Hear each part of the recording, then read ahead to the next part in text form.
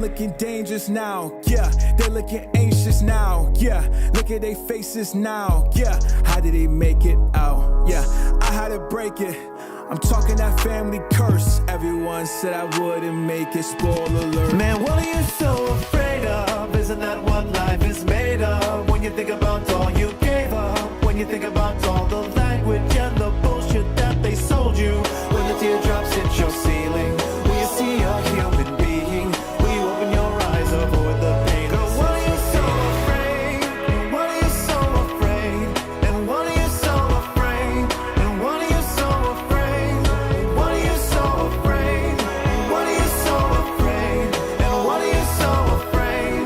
And what are you so afraid? So what's holding you back? Fear. It's irrational. What are we actually afraid of?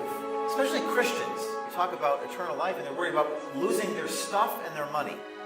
I don't get that at all. Because you don't take any of that stuff with you when you die. None of it.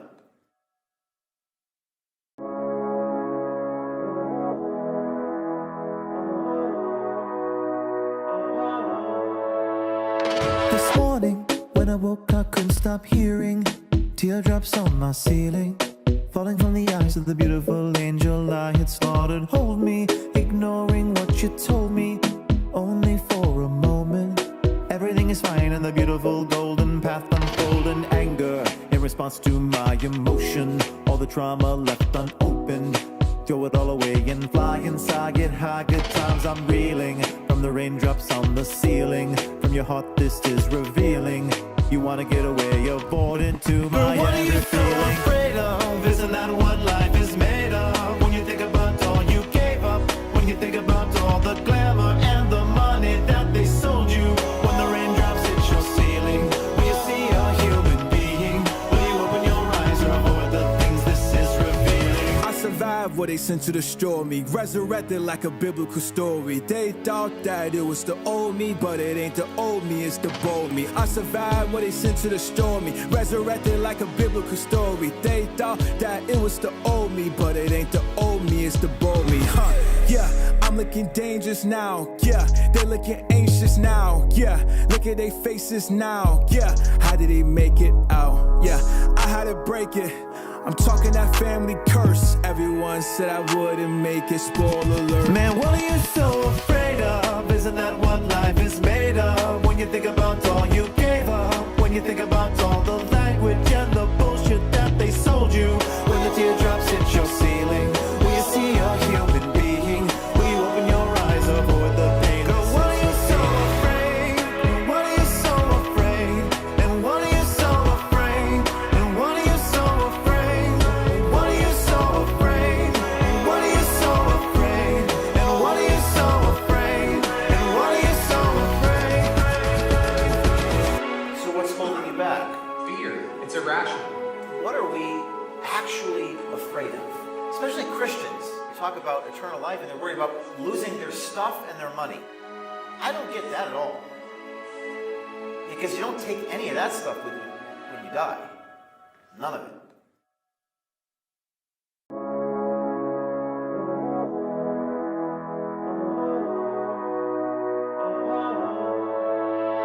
This morning, when I woke, I couldn't stop hearing teardrops on my ceiling, falling from the eyes of the beautiful angel I had slaughtered. Hold me, ignoring what you told me, only for a moment. Everything is fine and the beautiful golden path unfolding. Anger in response to my emotion, all the trauma left unopened. Throw it all away and fly inside, get high, good times I'm reeling from the raindrops on the ceiling. From your heart this is revealing.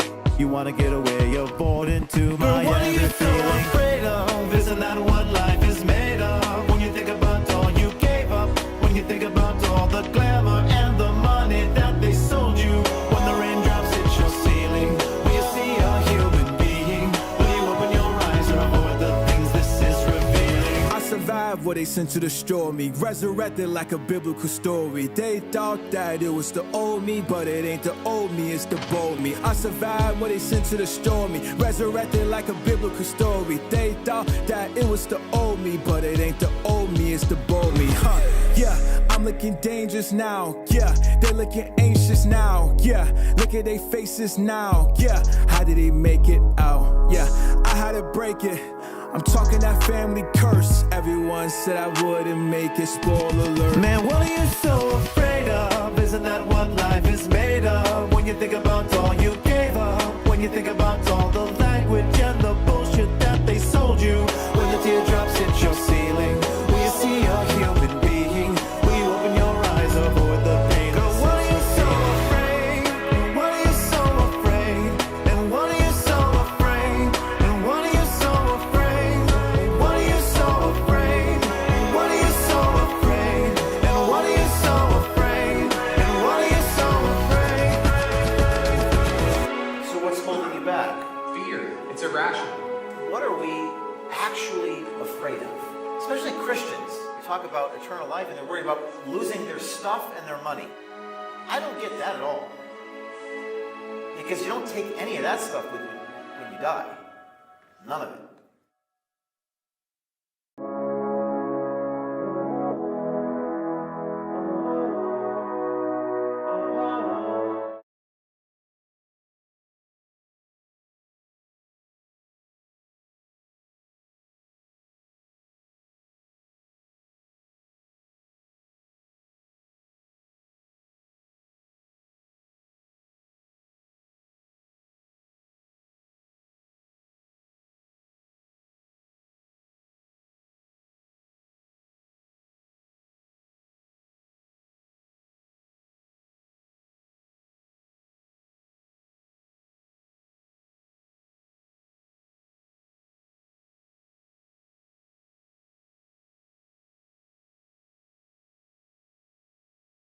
Every story we tell here at O'Keefe Media Group, breaking the news, going places others won't, taking risks others won't, is powered by your support and by our...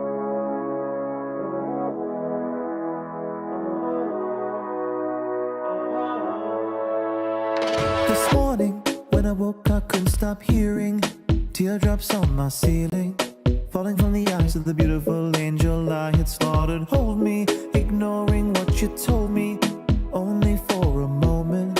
Everything is fine and the beautiful golden path unfolding. Anger in response to my emotion, all the trauma left unopened. Throw it all away and fly inside, get high, good times. I'm reeling from the raindrops on the ceiling. From your heart this is revealing. You wanna get away, you're bored into my What are you every so feeling. afraid of? Isn't that what life is made of? When you think about all you gave up, when you think about all the glamour and the money that they sold you, when the raindrops hit your ceiling, will you see a human being? Will you open your eyes or avoid the things this is revealing? I survived what they sent to destroy me, resurrected like a biblical story. They thought that it was the old me, but it ain't the old me, it's the bold me. I survived what they sent to destroy me, resurrected like a biblical story. They thought that it was the old me, but it ain't the old me, it's the bold me. Yeah, I'm looking dangerous now, yeah. They're looking anxious now, yeah. Look at their faces now, yeah. How did they make it out? Yeah, I had to break it. I'm talking that family curse. Everyone said I wouldn't make it, spoiler alert. Man, what are you so afraid of? Isn't that what life is made of? When you think about all you gave up, when you think about all the language and the bullshit that they sold you, when the teardrops hit your ceiling, will you see a human being? Will you open your eyes, avoid the pain? Girl, what are you so afraid? And what are you so afraid? And what are you so afraid? And what are you so afraid? What are you so afraid? And what are you so afraid? And what are you so afraid? And what are you so afraid?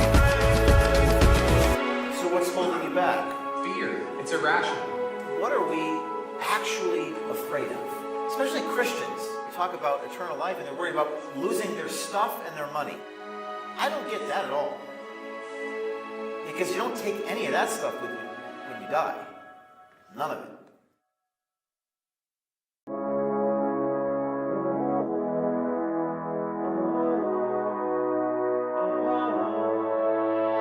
This morning, when I woke, I couldn't stop hearing teardrops on my ceiling, Falling from the eyes of the beautiful angel I had slaughtered. Hold me, ignoring what you told me, only for a moment.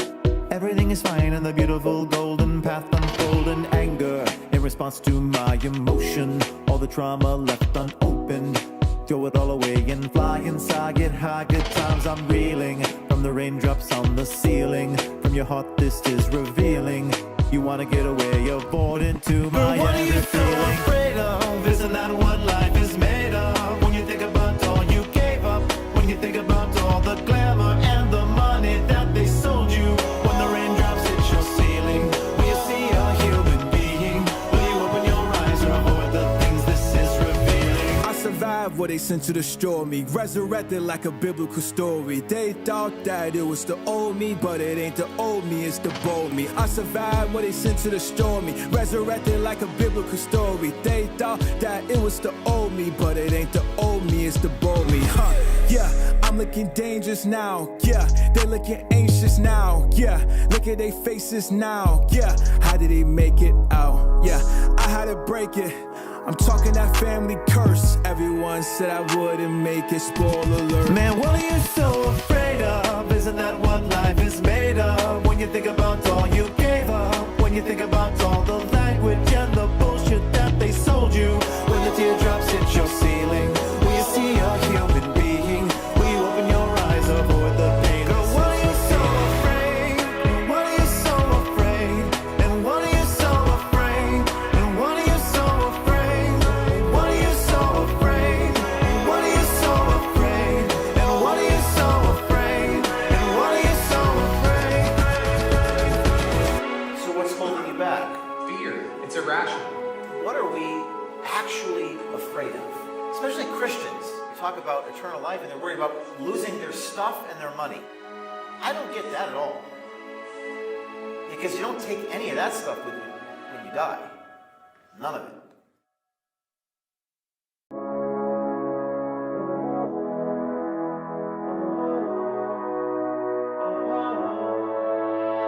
This morning, when I woke, I couldn't stop hearing teardrops on my ceiling, falling from the eyes of the beautiful angel I had slaughtered. Hold me, ignoring what you told me, only for a moment. Everything is fine and the beautiful golden path unfolding. Anger in response to my emotion, all the trauma left unopened. Throw it all away and fly inside, get high, good times I'm reeling. From the raindrops on the ceiling, from your heart this is revealing. You wanna get away, avoid into my But what are you every so feeling. afraid of? Isn't that what life is made of? When you think about all you gave up, when you think about all the glamour and the money that they sold you, when the raindrops hit your ceiling, will you see a human being? Will you open your eyes or avoid the things this is revealing? I survived what they sent to destroy me, resurrected like a biblical story. They thought that it was the old me, but it ain't the old me, it's the bold me. I survived what they sent to destroy me, resurrected like a biblical story. They thought that it was the old me, but it ain't the old me, it's the bold. Welcome back, everyone, to The Price is My Life. My name is James O'Keefe, and we are breaking news today with a story about 8A federal fraudulent subcontractors. And I all told you to tune in today because we have a special treat. We have a whistleblower with voice disguised calling in on the minority subcontracting fraud from the very institution that we exposed last week. And we're going to be breaking today. We have a check, if we want to pull it up on the screen, from an insider. We have multiple insiders at this Susanville Indian Rancheria. This is the organization that Sirco, which stands for Susanville Indian Rancheria Corporation. This is a check that shows that there's a dividend from, there it is, Firmage Crutchfield. He is the CEO of ATI, signing the check for $2 million on October 17th. That's just a few days before we published our story. Firmage Crutchfield ATI presents this 2024 distribution check for $2 million in Susanville, California, leveraging that 8A status for contracts. And as of last week, the Treasury Secretary suspending the $253 million contract to ATI. Now, the question remains, where does this $2 million go? This $2 million check, it doesn't get distributed to the people over there in Susanville. And we have a whistleblower that we're going to speak to. Before we go to the whistleblower, let's go to the chart that shows how this racket works. We have a chart that illustrates, we designed this Super 8A. 8A is a minority-owned, disadvantaged firm. Super 8A entities associated with Firmage Crutchfield. The CEO of Sirco Federal distributes to ATI Government Solutions, Terra Solutions Services Incorporated. The CEO, Firmage Crutchfield, is engaged as the chief financial officer, and all these other organizations that we have embroiled in our sting. We have another chart here today, if we can throw this up on the screen, that shows all the different organizations and all the money that they get. 4 Tribes Construction, ATI Government Solutions, SFS Global, Terra Solutions, Sirco Med, Sirco Correctional Services. Look at all this money. There's something called 4 Tribes Construction, formed in 2011. General Construction, estimated historical total value, $287 million. This is just one of many, many, many different rackets. And look at all the money. Look at all the money these organizations are getting. Sirco Med LLC, Sirco Correctional Services, and General Construction. This is something called 4 Tribes. The chart illustrates the network of Super 8A organizations. Sirco oversees multiple subsidiaries, including Sirco Federal, Sirco Med, LLC, Sirco IT, Sirco Correctional Facilities. The network expands further through ATI Government Solutions and Terra Solutions, which also is connected to Crutchfield and share executive leadership. Now, the Susanville Indian Rancheria Corporation is a federally chartered tribal corporation that owns several 8A certified entities. The structure allows the use of tribal and minority contracting advantages across multiple companies, all linked to Firmage Crutchfield. So now we have an insider. People have come to us like we've never had them come before.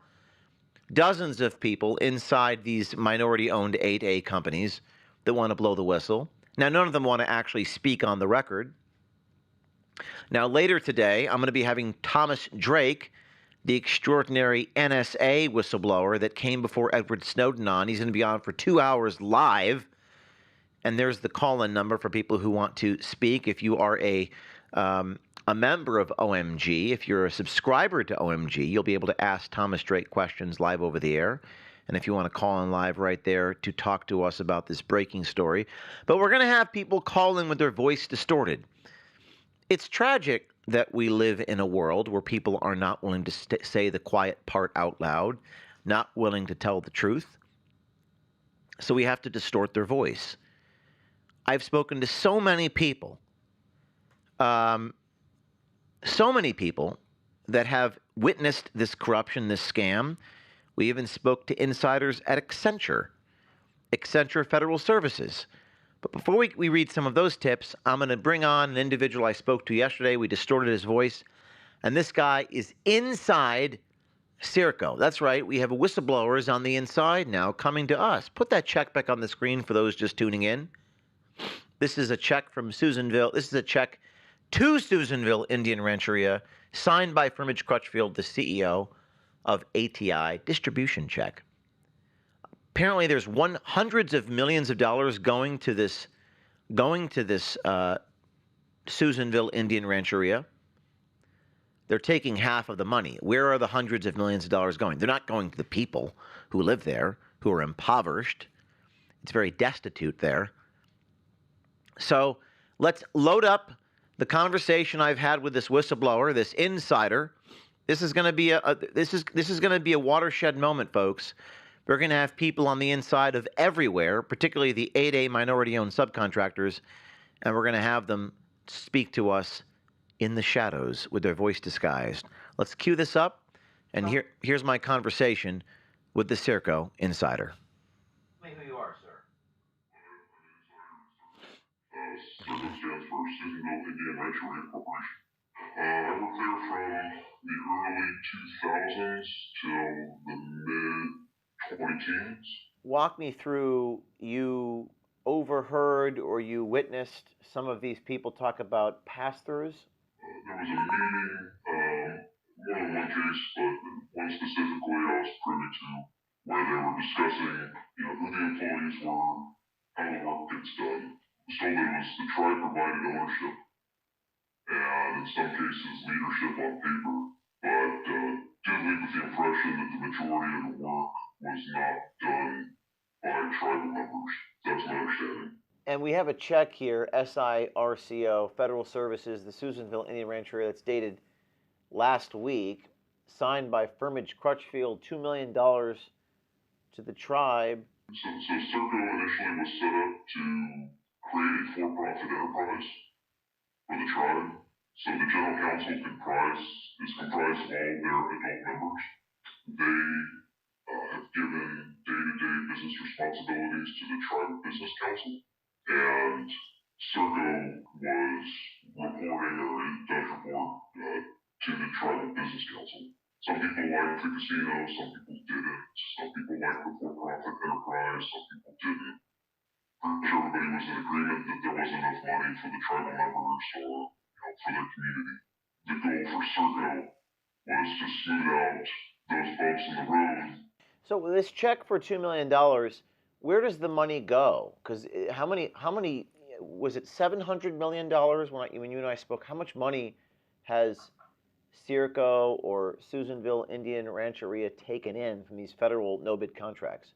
From what I could find, just on what's available publicly, between 700 and 750 million. Yet the people of the Susanville Rancheria are isn't it poor and impoverished community for the most part? Yeah, I mean they're the poorest of the poor in a very poor part of California. So where is the $700 million actually going? That's a great question. You'd think that with that sort of contract, even if it was they were awarded, let's say, 750 million, and they got half of it to the tribe, that'd be 350 million. I guarantee there's not 350 million in improvements or betterment of tribal facilities in that area. The tribe was taking 50% of the money. How is that happening? So in order to be AAGSA, they have to be 51% owner, at least on paper. Arlington National Cemetery, for instance, needed some work done. They can pop on there as a basically a no-bid contractor and take that. So they can take that money and then hire cheap labor, which isn't the tribe, so they're not paying their own. They could subcontract out that cheap labor to do the work for our veterans and then not even help their own community. And it's just not right. I mean, you mentioned a check for 2024 disbursements. Yes. Let's say that it's 750 million, and we have back to 2010, so that's 15 years. On average, that'd be $50 million a year. If they took 51%, because they have 51% ownership at a minimum, they'd do 51% of the work. That's 25.5 million. Was that less than 10% of the revenue from contracts have gone back to the community? You mentioned a few people. Robert Kennedy was a guy that you had interacted with. Also, Doyle Lowry. So Robert Kennedy is was the CEO of Sirco, and now is the head of something called Bold Concepts in Maryland. Doyle Lowry, the CEO of Four Tribes Construction. Can you just walk through some of these players and who they were and how they participate in the scheme?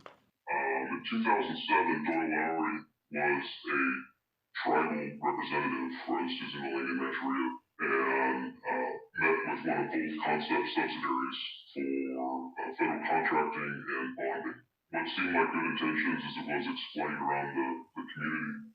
At the time, Robert Kennedy was the CFO for the casino property, Diamond Mountain Casino. 2008, the Tribal Business Council had an economic retreat, hatched the idea, they're quoting that, to develop Sirco. They applied for and received an A&A grant to form Sirco under self-governance. Sirco Federal was created shortly after. 2012, Sirco Med was spun up.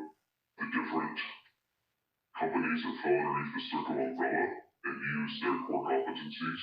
None of them ever did any work. It was either 2009 or 2010, Robert Kennedy moved from CFO of Casino to CEO of Sirco. Four Tribes Construction was created in 2011, and Doyle Lowry was the sole employee. Doyle Lowry was the CEO of Four Tribes Construction, and this is a lot for people to understand. How does Four Tribes relate to ATI and Sirco? Is Four Tribes a different company? So Four Tribes was one of their first 8A companies that were created to handle contracts. Oddly enough, they're not in Susanville, California. They're in Maryland. Sirco started building out different branches of these 8A companies. The long-term goal, as I understood it, was to incubate these 8A companies. So you could have, a construction company or an IT company or a medical company. ATI was formed under their Sirco Federal as another 8A GSA with the two primaries that were on your documentary. There isn't a whole lot of information as to why they sought out Susanville Indian Rancheria specifically, but they met with the chair at the time, and pretty short order they agreed to start ATI Government Solutions. So why did you decide to come forward to me after the story we saw with Anish and Mullane talking about pass-throughs, 8A contracting systems? Prior to my time there, I had worked within the 8A GSA contracting space with another federal contractor. It was tribally owned.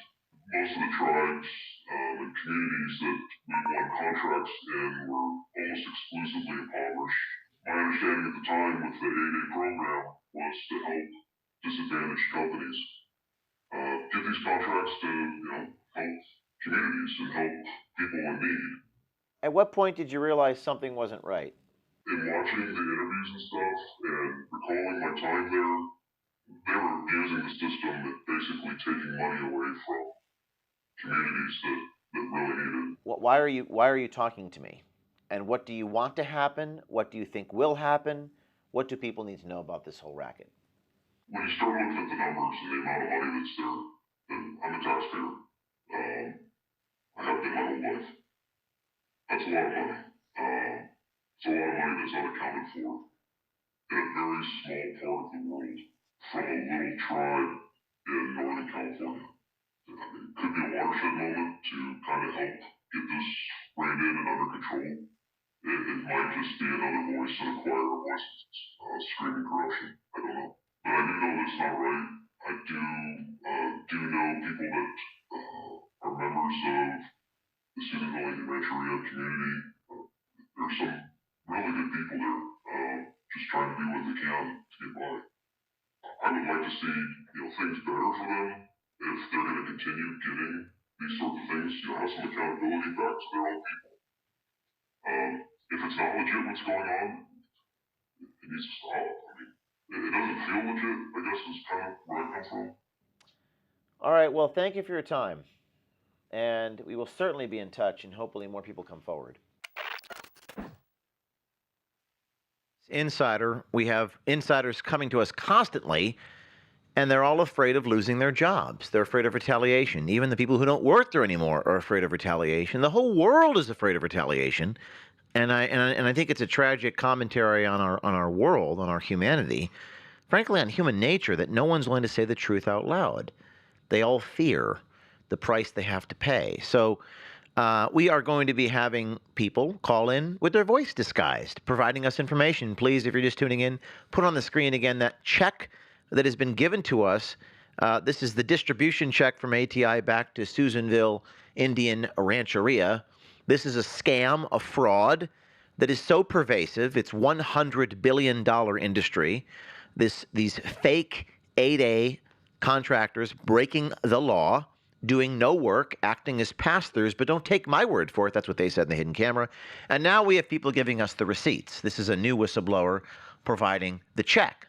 They should be scared to death. The people that are watching right now, and I know they're watching, I know you're watching out there, Susanville Indian Rancheria, you should be scared to death. that we have people that work there who are sending and leaking to me. We also have this agenda that was given to me. If we could throw that up on the screen. This is the Susanville Indian Rancher Economic Summit meeting, October 17th at 2 p.m. The agenda, the call to order. Chairman Hart, if my team could actually go to the part one of the video as I'm talking, where we actually interviewed Chairman Hart. Let's put that back on the screen as you load up that video.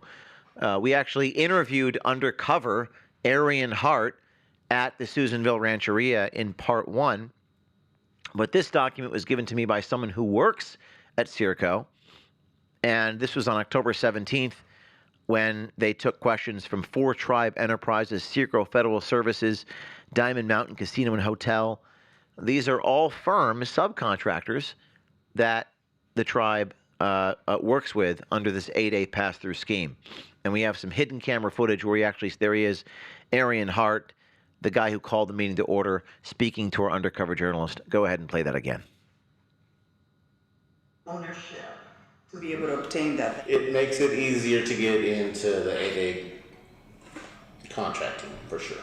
Yes. Arian confirms that if they were to appear as the owners of our company, it would make it easier to obtain government contracts. Arian goes on to claim that we may need to relinquish 51% of the ownership to them. So really, it's really just coming up with a number that you would want in order to appear to be the owner of our company. Right,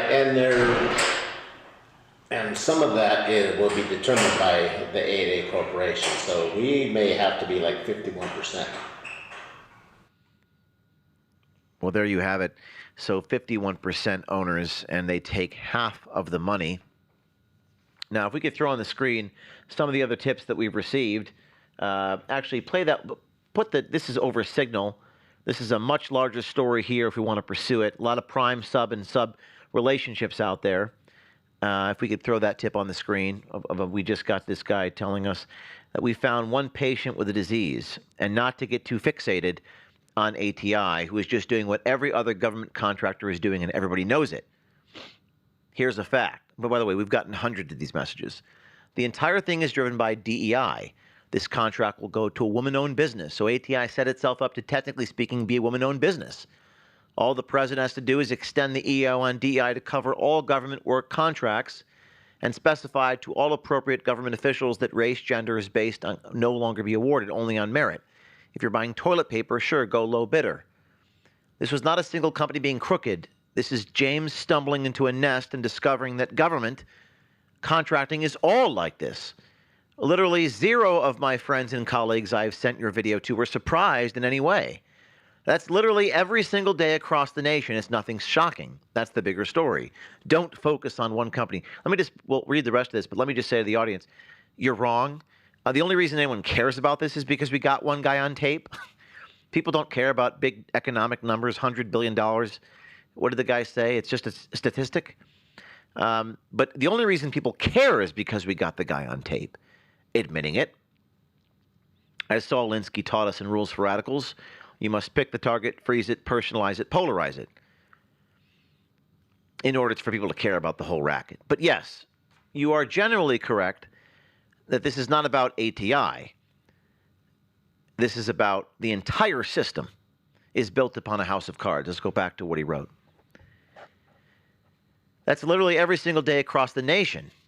The other problem is nepotism involving companies who position themselves in congressional districts for the influential politicians. A connected person who runs a shell company wins a contract, then subs out the work to a company like mine, just like ATI. That happens every day, everywhere. You can also solve the problem by limiting how much people can subcontract out. You have to win by best value, not low bidder. You are on the precipice of a huge story. Your story is shocking, but it'll be replaced by another story in a week, and everyone will forget and move on. The largest stories you need to put in front of the administration is I was shocked when we came across the story, and I was even more shocked to find out this is not an anomaly. This is the way it is. The good news is there are a few basic easy fixes which you can do right now. So what we need are whistleblowers to come forward, and I am proud to say that we have whistleblowers inside Accenture. That's right, Accenture. Can you throw up a few more tips on the screen? I just want to let the powers that be know who we're talking to on the inside of these general and subcontractors. Let's read some of these, shall we? These are just a tiny fraction, 1%, of the whistleblower tips that we've been getting inside the federal government. We have people everywhere, but like fleas, everywhere. Here we go. There are more angles to your 8A scam, the ATI government salute. From personal experience, that's right, we have people inside Bold Concepts. And in personal meetings with Bold Concepts, this is another company under Susanville, Indian Rancheria. The company is a front for numerous 8A operations. Bold Concepts soliciting American native tribes to start skeletonized construction companies where Bold Concepts steers their business operations. They get these 8A organizations preferential treatment, discriminatory contracts, and of course, Bold Concepts takes a big cut for the services and provides the bonding and sales. Many of these 8A firms have numerous entities under one organization. It's all a racket. I know from personal experience. Bold Concepts, Gaithersburg, Maryland. BoldConcepts.com. Bold Concepts is run by Robert Kennedy. That's the guy who was the CEO of Sirco. We know this only because people working for them are talking to me. Let's put the next tip on the screen. We've got hundreds of these. We're just going to read a few. My dad has an 8A designation. I've been trying to help him for 18 months. He's 78. He's required to increase his business to keep his designation, and no one will talk to us to explain this to me. Let's go to the next one. Great job on the recent exposure of this 8A scam. I just want to say that as someone who's worked in contracts and Accenture Federal Services, there is so much more going on, and you've just scratched the surface. We've had a few people inside Accenture reach out to us. Now, Accenture has locked their Twitter account. We find that very interesting. They still have it locked. Why? Because they're scared. We're talking about so much money. When I have NSA whistleblower Thomas Drake on here in about 20 minutes, I'm going to start by getting his reaction. If you're not familiar with who Thomas Drake is, you should be. He's one of the most legendary whistleblowers in American history. Edward Snowden said if there hadn't been a Thomas Drake, there couldn't have been an Edward Snowden. There are two ways you can blow the whistle. Actually, there's three. Historically, there are two ways. Number one, you can go through the appropriate channels. You can go through Congress. That's what Thomas Drake did. It didn't work for him. They did not protect him. We'll talk to him about that. Or you can practice a kind of civil disobedience, and you can go to journalists. That's what Edward Snowden did. He got a lot of attention for that. But maybe there's a third way. Maybe you can come to us at OMG. And we have the signal number on the screen. Can we put that up, please? We know you're watching. 914-491-9395. You message us on Signal. And you come to us, we disguise your voice, and we tell your story. That's 914-491-9395. And can we go back to that tip, please, on the screen, on Signal? The Accenture guy? Put it back up there. Accenture Federal Services is a foreign-owned company with a special agreement with the U.S. government to be able to get government contracts, similar to the ATI racket. Accenture Federal Services was a subcontractor on the census contract doing the majority of the work. Accenture is hard left. They are a known entity in the GovCon world, which is why they were chosen for the census. Most inaccurate ever, because they found ways to encourage illegal immigrants to participate. Accenture Federal Services was also the contractor on the Department of State contract that helped create the Global Engagement Center, the dystopian intergovernmental platform used to ID and remove people from the posts. Accenture Federal Services was chosen because they are ideologically aligned and will find creative ways to circumvent the laws. And this whistleblower has some documents regarding the Accenture Federal Services GEC COVID disinformation contracts. Not sure if I'm interested. Well, I'm very interested, sir or ma'am. And we're working with that individual right now, by the way. You see, we've got people everywhere. We've got people absolutely everywhere. And isn't that a blessing? It's a choiceless choice to blow the whistle. And like I said last week, people say nothing ever happens. Nothing ever happens. There's no one who's going to be held accountable for anything. But the Treasury Secretary of the United States has responded to our investigative reporting. The Treasury Secretary has suspended the $253 million contract with this Sirco ATI racket. Put that statement on the screen, please. The Small Business Administration is looking into the matter. We've heard from Senator Grassley's team that he wants to talk to these whistleblowers that are coming to us. And OMG, James O'Keefe, and our undercover reporters are hot on the scene. Undercover. We're actually on the air talking about the racket while we're also simultaneously undercover investigating it.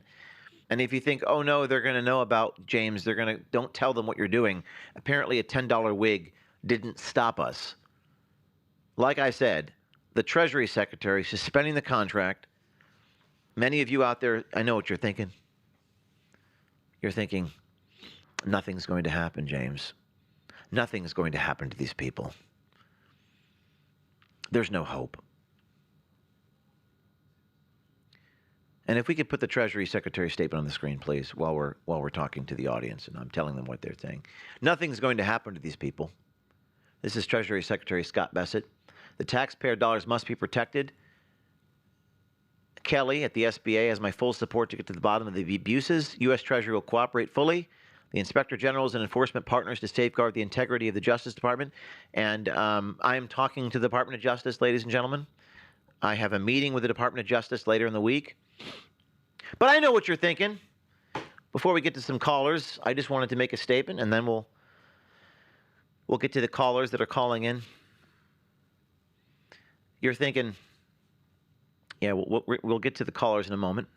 You're thinking, James, nothing is going to happen to these people. No one will be held accountable for anything. And you can wallow in your self-pity and defeatism because that's how you feel and that's how you want it to be. You can manifest that negative prayer. You can will it that nothing will happen.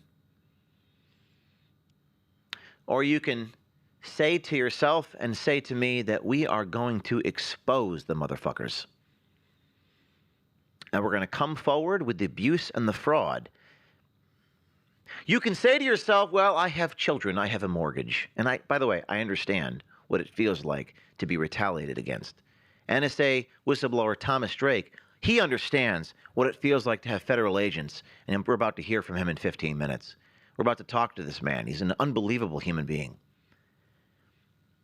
You can wallow in your defeatism, or you can tell yourself that something will be done and something can be done. Those are your choices. The good news is we've got dozens of people talking to me. The bad news is they're not willing to tell the truth out loud. We'll work with them even if their voice is in the shadows. We'll receive their documents. We'll go undercover into Accenture. But you cannot do it unless you tell yourself that you're going to do it. And we're going to expose the entire 8A racket. To quote Winston Churchill, if necessary, I'll do it alone with a $10 wig. But I need your help. So I'll be right back. We're going to go to some callers and hear what they have to say. And then we'll hear from NSA whistleblower Thomas Drake, who inspired Ed Snowden, reacting to the 8A scandal and reading some of your tips live. This is James O'Keefe. You know me for exposing the truth and holding the corrupt elite responsible and accountable. However, today I want to tell you about protecting your own freedom, your finances. Before you buy any gold or silver, hear this. We're going through one of the biggest financial shifts of our lifetime. De-dollarization. Nations like China, Russia, and Saudi Arabia are pulling away from the US dollar. And that threatens your savings and retirement security. Legendary investor Ray Dalio warns skyrocketing debt, relentless money printing, and a weakening dollar are all part of a dangerous cycle that could impact you. That's why more Americans are turning to real assets like physical gold and silver. Gold just surged past $3,700 per ounce, and momentum is building. I've partnered with veteran-owned American Independence Gold to help you take action. Open a qualifying account today and get up to $10,000 in bonus gold and our free gold protection guide. And here's the best part. A portion of every sale supports Tunnel to Towers and Wounded Warriors. Freedom isn't given, it's secured. This is James O'Keefe. As always, this is not financial advice. Always check with your licensed financial advisor before you invest.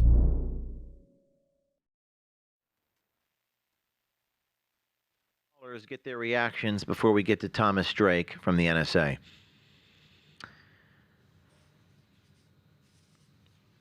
Antonio, you're live.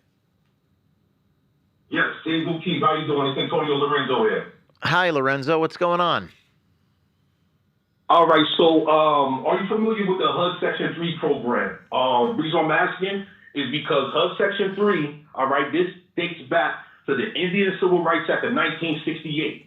A lot of people's unaware of this information. They just want to call it the Civil Rights Act of 1968. Long story short, HUD Section 3 is a grant program, all right? This is not a loan. This is grant money. We're talking about hundreds of millions of dollars allocated from the feds, distributed to the states, going to countless organizations. You got a website you can go to. It's called HUDexchange.info, all right?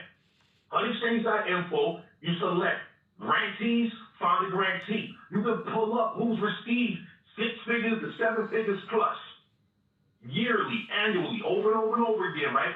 And back to the point of the scams and the frauds, all right? Once again, this is Indian Civil Rights Act. When Dr. Martin Luther King Jr. was the DC said, I'm getting a check, HUD Section 3 is the name of the check.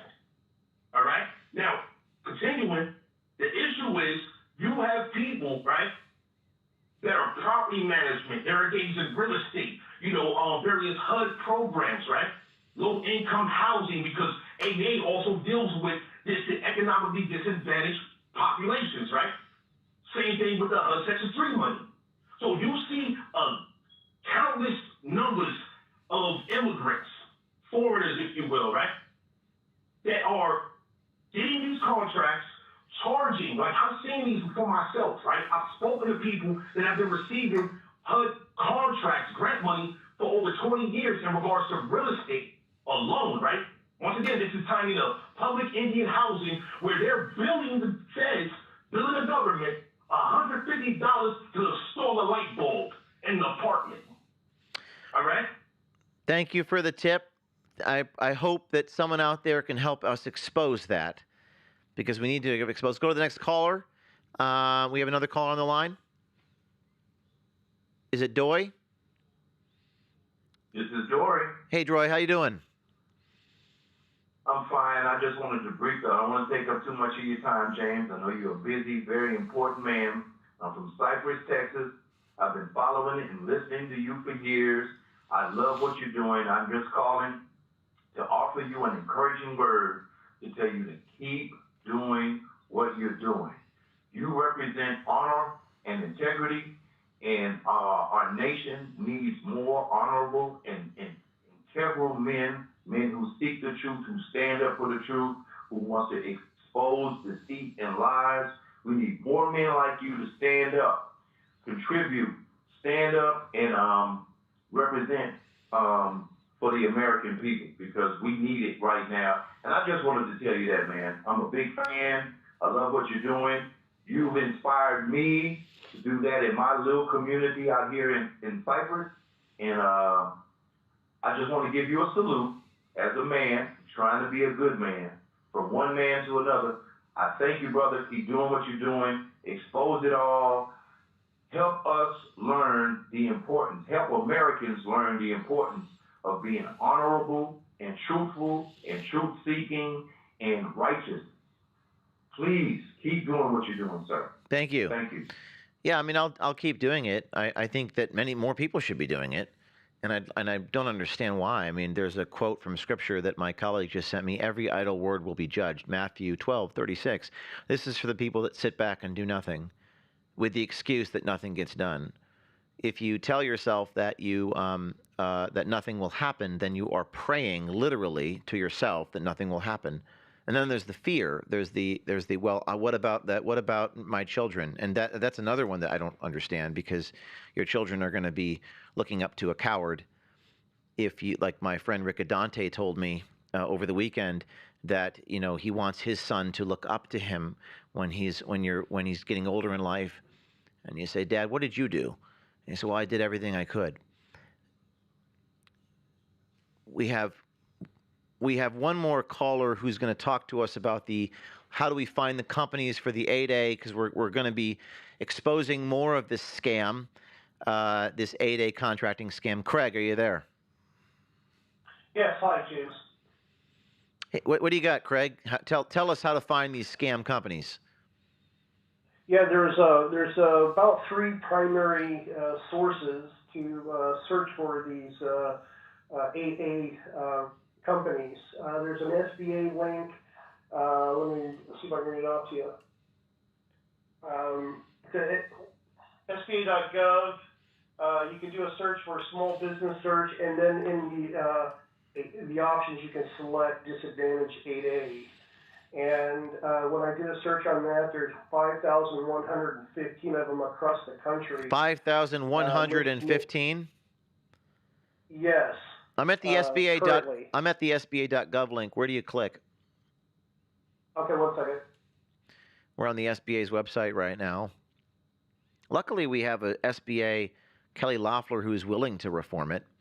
We just need more evidence. We just need more visual evidence, which is what we're going to do. We have a number of other tribes and 8A scams, firms that have been on our radar that we're investigating. We've got Chenega tribe with over a dozen 8As, Shuka tribe with a dozen 8As, super 8As. Nakupuna acts as a pass-through, and there are some real egregious offenders here. All illegal, all doing no work. Federal law says you have to do over 51%. Craig, tell us about the SBA website. Yeah, it's https ://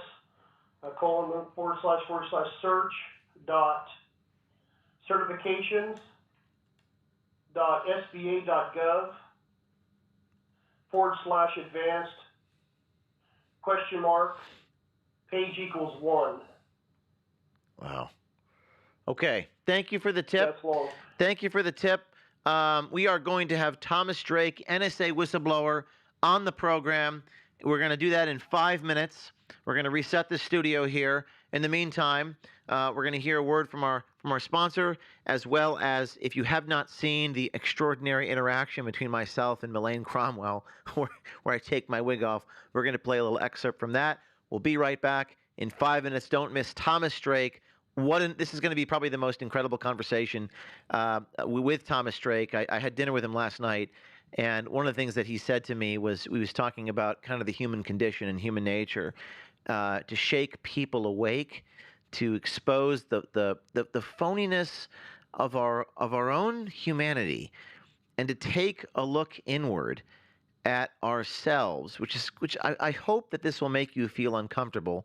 Thomas Drake, perhaps the most interesting man I've ever met, as he understands more deeply than any man I've ever met the banality of evil of ordinary people, and that means you.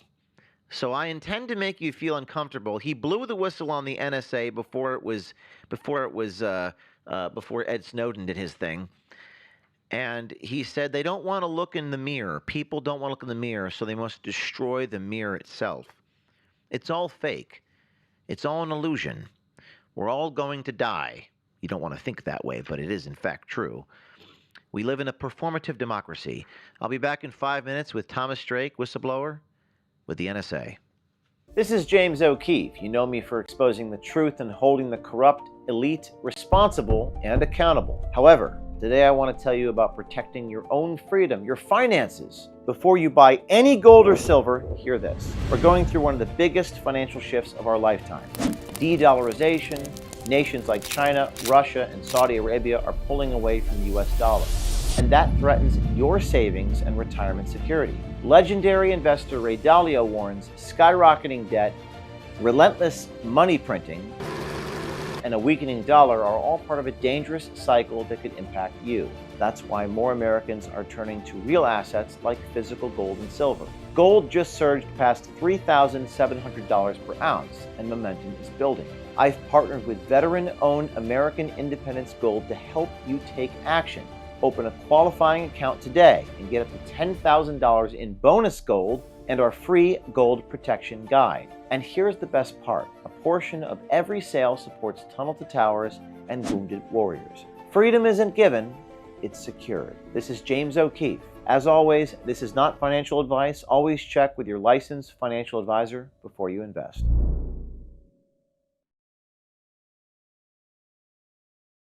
This is James.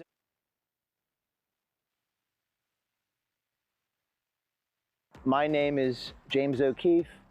I'm an investigative reporter. Sir, have them turn off your cameras. I'm going to get in the car and go. Okay, we're talking about hundreds of millions of dollars of abuse of taxpayer dollars. It would be unethical for me not to go undercover and expose this filth, this smut, this disgusting, illegal behavior. Ratings, and I agree with No. It's about hundreds of millions of dollars of taxpayer cash that is being stolen from the American people. You're absolutely right. This is not about ratings, ma'am. You're absolutely right. And my question for you is, why didn't you bring up that this is illegal?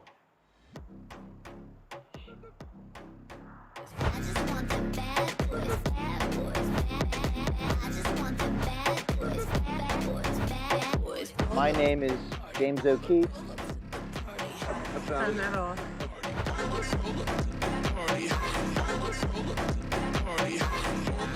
So with Mullane, we have the clips. Where are they? Yeah.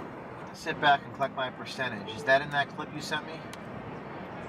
Yeah, that's number 3. All right, that works. My percentage, they do the majority of it. So we do about 20% of the work. We take off the wig kind of a thing. Yeah. Be a little discreet. Come on in. Bring it in a little bit. This is how we do it at OMG. We're undercover at the Epstein protest. We're in the depositions during the day in federal court with the FBI agents. And now we're going in disguise, changing pants in the back of the parking lot. This is a day in the life of James O'Keefe. Okay, let me see.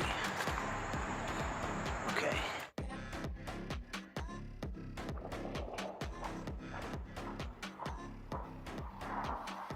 Wait, hold. Hello. Hi there. How are you? So we have some news for you here, okay? Okay. So we are actually, we're actually investigative reporters. Get out. We're investigative reporters. Are you serious? And we've done an undercover investigation on ATI. Mm-hmm. We're not actually here to buy catering from you. Okay. My name is James O'Keefe.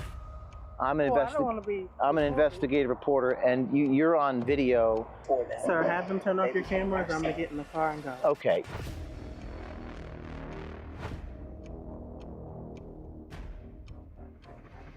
Now that we have the cameras rolling, I'd love to show you some of this footage. So we do about 20% of the work. So ATI do 20%, and their subcontractors do like 80% of the work. 80% of the work. I can say, in my opinion, that the contracts that I feel were signed felt like we weren't doing 51% of the work. And I never... What were you doing? Less than 51%? In my opinion, yes. Well, 20 is a lot less than 51. That I felt like I was saying that in a general context.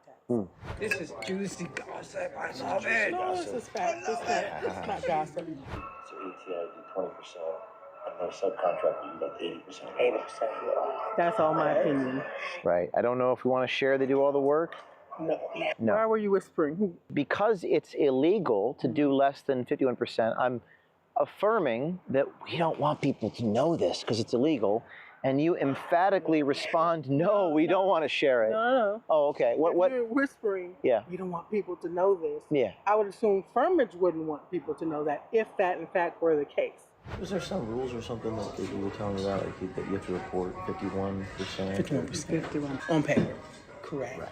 51% on paper. Is that your opinion? Of when you're doing set aside? Correct. Yes, you have to be 51% during the work. Is that your opinion or is that a fact? No, that's a fact. Okay, perfect. Yeah. But in reality, Right. Exactly. Exactly. Yeah. As long as it's on paper. As long as it's on paper. 51%. We're good to go. You know, exactly. You seem to acknowledge that sometimes in reality is different than what's on paper. Okay. You seem to That's how acknowledge you felt? that. I'm sorry? That's what you felt when No, I said that? I'm quoting you. That's what you... I'm showing you. Watch. Right. Exactly. But you're saying, but in reality, what does that mean to me? As long as it's on paper, you're good to go. Because on paper, it's 51%. Right. But in reality, you had said 20%. So we do about 20% of the work. So ATI do 20%, and those subcontractors do like 80% of the work. 80% of the work. Wow. I feel like we were talking in general there. Okay. I don't know that I was speaking specifically for ATI. Mm-hmm. But yes, on paper, because it's a contract. If you have to be doing 51% of the work for it to be awarded a set aside. Even though it's 20% here. We do the majority of it. So we do about 20% of the work. So yeah, that's my opinion. Yeah. This is fact. This is not gossip. That's my opinion. It's interesting how it conveniently becomes your opinion when it's illegal. No, don't say conveniently. Okay. No, because I was never involved in any contract, major meetings that they had where contracts were already executed. Okay. So anyway, are you familiar with the case of this Supreme Court case, Cousisis versus the United States, falsely claiming compliance with disadvantages business enterprise requirements? Basically, what it means is that this 51% thing is very serious, and there could be an indictment here. Yeah. Are you aware that Firmage, Crutchfield, or ATI was doing anything? Okay, we're back. We're back live in studio. This is a live show. I'm here. I'm joined by whistleblower Thomas Drake.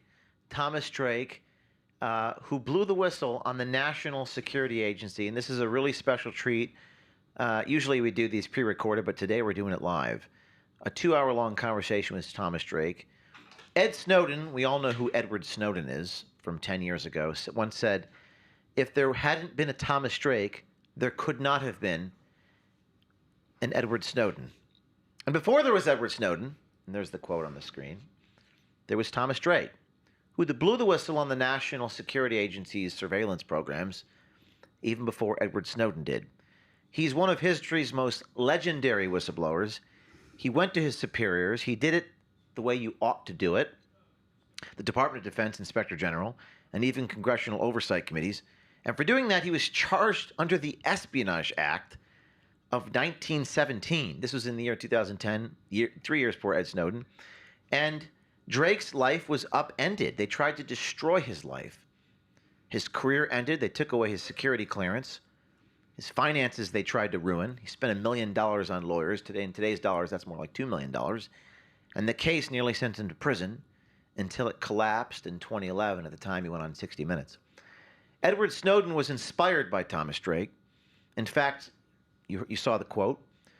But Drake says, and I'll ask him about this, that the government never was able to break him psychologically because of the inner strength that he developed starting as a child. What is most interesting about Thomas Drake, and I had dinner with him last night, is his take on human nature, the paradox of the human condition itself, his perspective on the banality of evil that is in fact inside of all of us, and perhaps most uncomfortable for you, the viewer, is inside of you, even though you may not want to admit it. Something that's inherent in our humanity.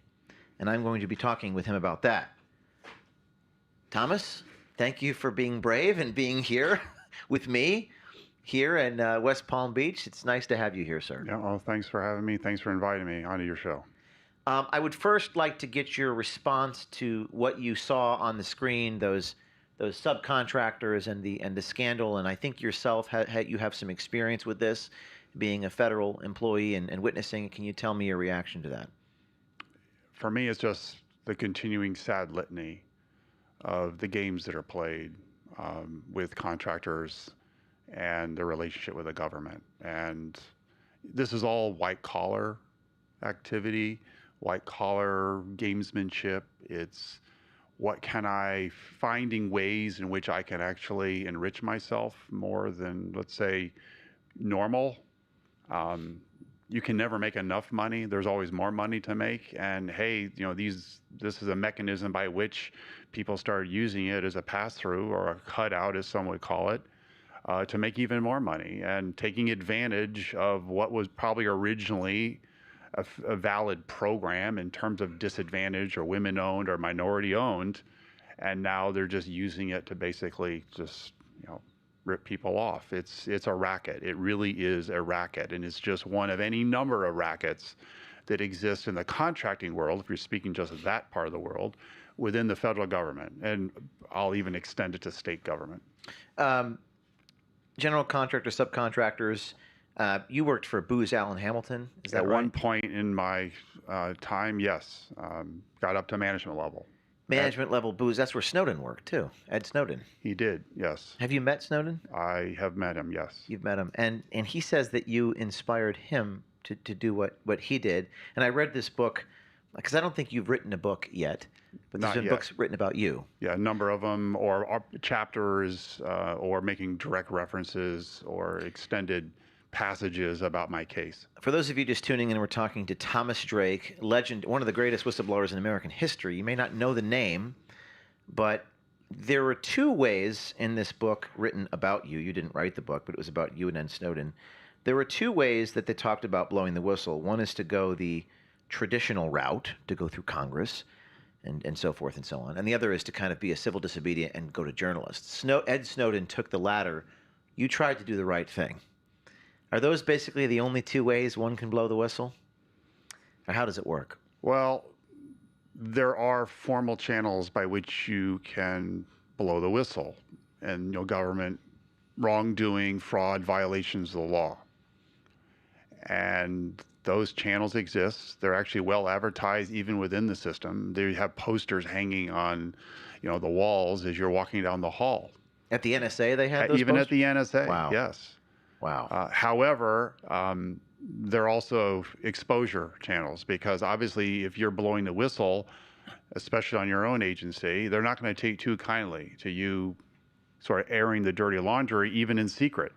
It's kind of just the human nature, isn't it? Just people don't want their ego bruised if you tell the truth. The people that your superiors are not happy about that. Telling your truth is extremely dangerous. Telling the truth is dangerous. Especially to power, especially abuse of power. Abuse of power. But I mean, it does present kind of a quagmire, because we want to inspire people to come forward. It's almost like we have to find a third way, because the way that you did it, I mean, right now we have people in Washington that want me to come to them with all these people coming to me, and as I said to you last night, there's a little bit of a hesitation I have, because I don't know if I fully trust the government. I wouldn't. And I say that live on the air, in the spirit of honesty is the best policy, right? Even though perhaps I shouldn't say it, I find that the powers that be often want to know what I know. It's almost like they want to know what I know to be true more than they want to know, more they want to reform. In this realm, this kind of knowledge, especially it's knowledge that a lot of people would prefer not to go public, has a lot of power in itself. But there are a lot of people that benefit from this. Why would you want to upset the cart, as it were, as long as everybody's making something off the scam, off the racket, off the particular contract vehicle that's used, then why blow the whistle? Everybody's getting something from it, just some more, maybe getting a little bit more than others. It's a $100 billion program, this program in particular, so what strikes me is that everyone is benefiting from it. I mean, it's like trickle-down economics. Yes. Congresswomen's wives, people in their mortgages, their kids' private school educations. You can't take away 100. It's 5% of the U.S. deficit off of this 8A. This is why it's very hard to break these systems, because a lot of people are benefiting from it, all the way down to the lowest level, even if you're making what you would call a reasonable salary at the bottom level. But the people that really get hurt, ultimately, although they're sort of the amorphous mass, is the American taxpayer. Or in this case, if you're talking about 8As, what about the people that really are at the bottom of the quote unquote, the totem pole, right? No, the actually people on the reservation who don't get the dividends. The community. It's like, right. It's like Animal Farm, George Orwell, the pigs in the barn. They it's get scraps. It's crumbs. Crumbs. the name Binney in this book said this is one of the NSA 4+1. Can you just tell the people what the NSA 4+1 whistleblowing, what that was? Yeah, we refer to ourselves as a gang. That's sort of between ourselves. So that was Bill Binney, who is one of the most celebrated, even within NSA while he worked there, as a crypto mathematician. And then there was Ed Loomis, who would actually build systems and deploy them. There was Kirk Wiebe, was like the business manager. And then there was Diane Rourke, who was actually had the oversight responsibility as the lead. She was the Republican staffer, but on the part of the permanent staff with the House Select Committee on Intelligence, permanent Select Committee. Well, Bill Binney says it's all run by money. And that's something I told you last night. It took me, I'm 41, it took me like 40 years to figure that out. And I came to that conclusion when I made the movie Line in the Sand about the cartel. I just found it was all about money. Do you agree with that statement? It's about money? Eisenhower actually warned the nation about this in his farewell address, which at the time was hardly even noted, but it's become quite famous in terms of what he said about the military-industrial complex. He knew what he kind of unleashed in the 1950s. And his concern was that it would end up being a controlling mechanism in government. It would be a corrupting mechanism in government. And he was basically, in his own way, was blowing the whistle on himself and his own 8 years in office as the President of the United States, because he saw what was starting to already happen in the early 60s. And remember, it's guaranteed income. I mean, this is the thing. This sort of even upsets what you'd call a traditional free enterprise / capitalist system, where now you're getting guaranteed basically handouts from the government. And again, you just get to pass it all around. So the incentive in this case is simply to make more and more money. In fact, it gets so, in my own experience, it can even get to the point where it doesn't really matter what you deliver. All you do is it's performative. It becomes an art form. You just end up showing best effort. And that's like Blazing Saddles, the movie. You mean the government contractor? The contractor. Because remember, the government is increasingly relying on contractors to do work or to produce and develop things that are supposed to provide for the common defense. I mean, that's one of the two principal responsibilities of government in the preamble of the Constitution. Promote the general welfare, we sometimes forget about that, but also provide for the common defense. In this case, the common defense has to do with the common interest. It's like self-interest. We're just going to milk the system for as much. I remember sitting in a meeting when I was at Booz Allen. First level, I got up to first level management. They brought us into this room. So we've been newly appointed as managers, or promoted managers. He says, hey, we'll sell this, and they, use a couple of swear words to anybody that's willing to pay. So if you sell it to one part of the government, just repackage it and sell it to another part of the government for an even higher price. It seems like I've got so much to talk to you about, and for those just tuning in, again, we're doing a live television hit here, so we are talking to Thomas Drake, who blew the whistle on the National Security Agency.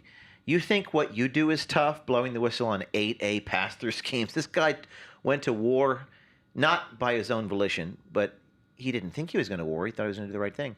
With the National Security Agency in Fort Meade, Maryland, if you think you have issues, and this guy's here and is still alive to tell the tale, it seems like it's just like we're fighting it. I think the bottom line up front is it seems like we're fighting against naked self-interest. That seems to be one of the things that you're against, just the idea of human nature itself. Can you talk about that? Extraordinarily naked self-interest. You talk about that. Right, because you basically get up in the morning and say, how can I acquire more? How can I get more? How can I get one over on somebody else? And hey, that's part of the game. If I get to play in it and I win, then there's a huge payoff. So it is a form of gambling in part, but this case you're actually using taxpayer money to do so. But you were not willing to play the game. I couldn't play the game. There's right and wrong. This is where you get into sort of the morality of it all, the ethics of it. I mean, we're talking billions and billions of dollars being sent every year to the national security establishment, of which National Security Agency is part of it. You would think, especially when you're a secret organization, there'd be even higher level accountability as to what are you getting for the money.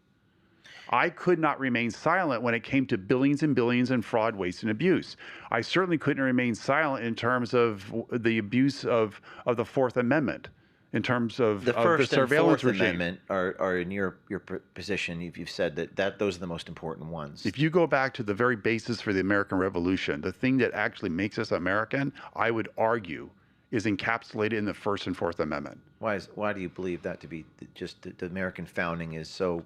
It's connected? cornerstone in terms of, remember, all the usurpations that were identified in the Declaration of Independence against King George III. Mm-hmm. It was fundamental. You couldn't speak out. You couldn't freely publish. And if they came, one of the officers of the crown could show up with a piece of paper and literally take away your effects, your papers, or even your person, just with a piece of paper. You had no due process. There was no protection against that.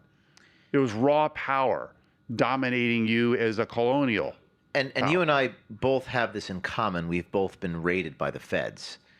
And in your case, they had the guns drawn. I think your son, did your son answer the door? They had guns. They didn't actually draw them, but they were ready to bash the door down if it hadn't been answered in the next few seconds. Yes.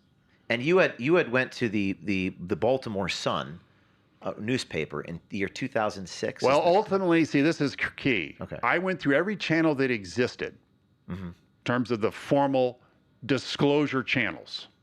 I started with my own supervisor, who happened to be the number 3 at NSA, the Signals Intelligence Directorate. I went to the Inspector General. They had their own investigation internally, but they're beholden to the top deck, the director and the deputy directors. I didn't go anywhere. It's kind of a, pardon me for interjecting, Sure. It's kind of a paradox that you have these whistleblower channels, but ultimately this is I guess there's a separation of powers. There's Congress, then there's the executive branch, but ultimately these people report to someone up there, right? So continue. But even in Congress, I went to both congressional committees. Which committees did you go to? Both the Senate, the Permanent Select Committee on Intelligence, called the SISI for short, and the House Permanent Select Committee on Intelligence. About 20 years ago, 2006, 2007? This was in that 2000, well, actually, even before that. But when I say I went to there, I actually went under a statute that is supposed to protect you. As it was a formal channel called the Intelligence Community Whistleblower Protection Act. It was an extension of the Inspector General Act. It allowed me at that time, they've modified it since, I could literally go directly to the committee because they had oversight because of all the abuses of power during the 1970s that came out in all those hearings, Church, Pike, Bell Abzug, Rockefeller Commission. We're walking a fine line here because so many people watching this program are on the inside and they're on the precipice of doing the thing. And we're going to talk for a couple hours about your story. And I'm trying to walk a fine line by telling the truth, but also trying to inspire people. I think the world's changed a little bit since you did what you did. This was like under the Bush administration. Instagram didn't exist. Twitter didn't exist. That's right. The media was different, like the Baltimore Sun. I mean, newspapers don't even exist anymore. So things are kind of changing a little bit. But let's go back to that time period, 2004, 2005, 2006, 2007. You go to the congressional subcommittees. What exactly, we know Ed Snowden, what he did. What were you blowing the whistle on at the NSA at the time? 3 primary areas. The 9/11 intelligence failures and subsequent cover-up at NSA, which was quite extraordinary. In fact, they kept a whole lot from all the formal investigations, both the congressional investigations, and there was 2 of them that I was a material witness on. Thousands of pages of documents were given to the investigators. I was even I had to do depositions where you're giving oral testimony as well.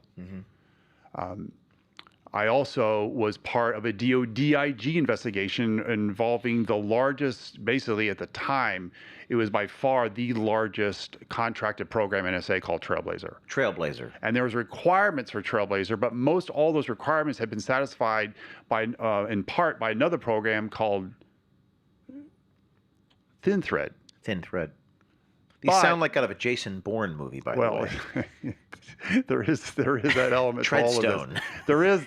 There is the sort of a Jason Bourne element to all this without all the violence. And briefly, what is Trailblazer and what is Thin Thread? Well, let's go back just a little bit. and then accelerate forward. So the internet age explodes in the 90s. Extraordinary period. Extraordinary. But it was the digital age had existed for a while, but now and the internet had existed for a while. But now there's this rapid transition from the analog era of the information age to the digital age, the digital era.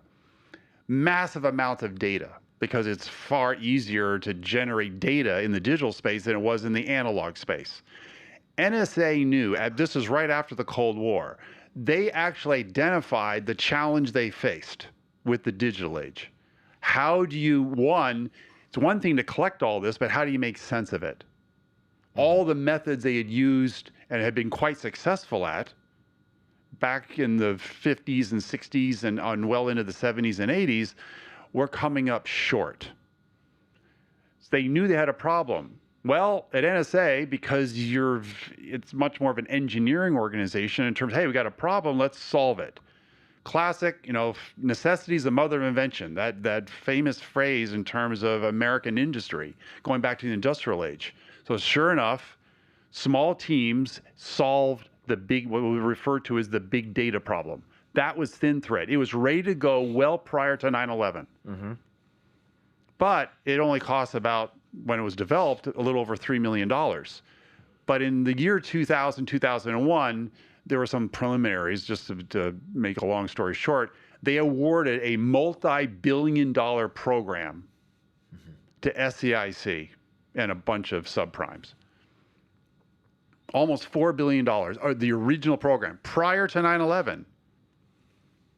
That was their answer. And instead of relying on the ingenuity and the best of American inventiveness, they said, you know what? We're going to buy the solution. We're not going to make it.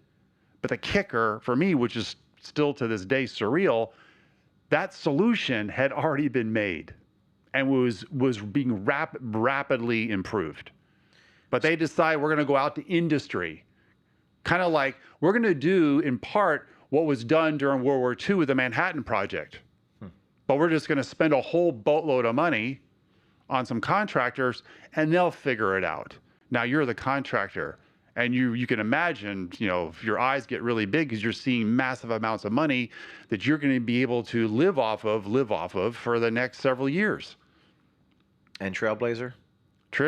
They never developed anything. Nothing was ever put in the field.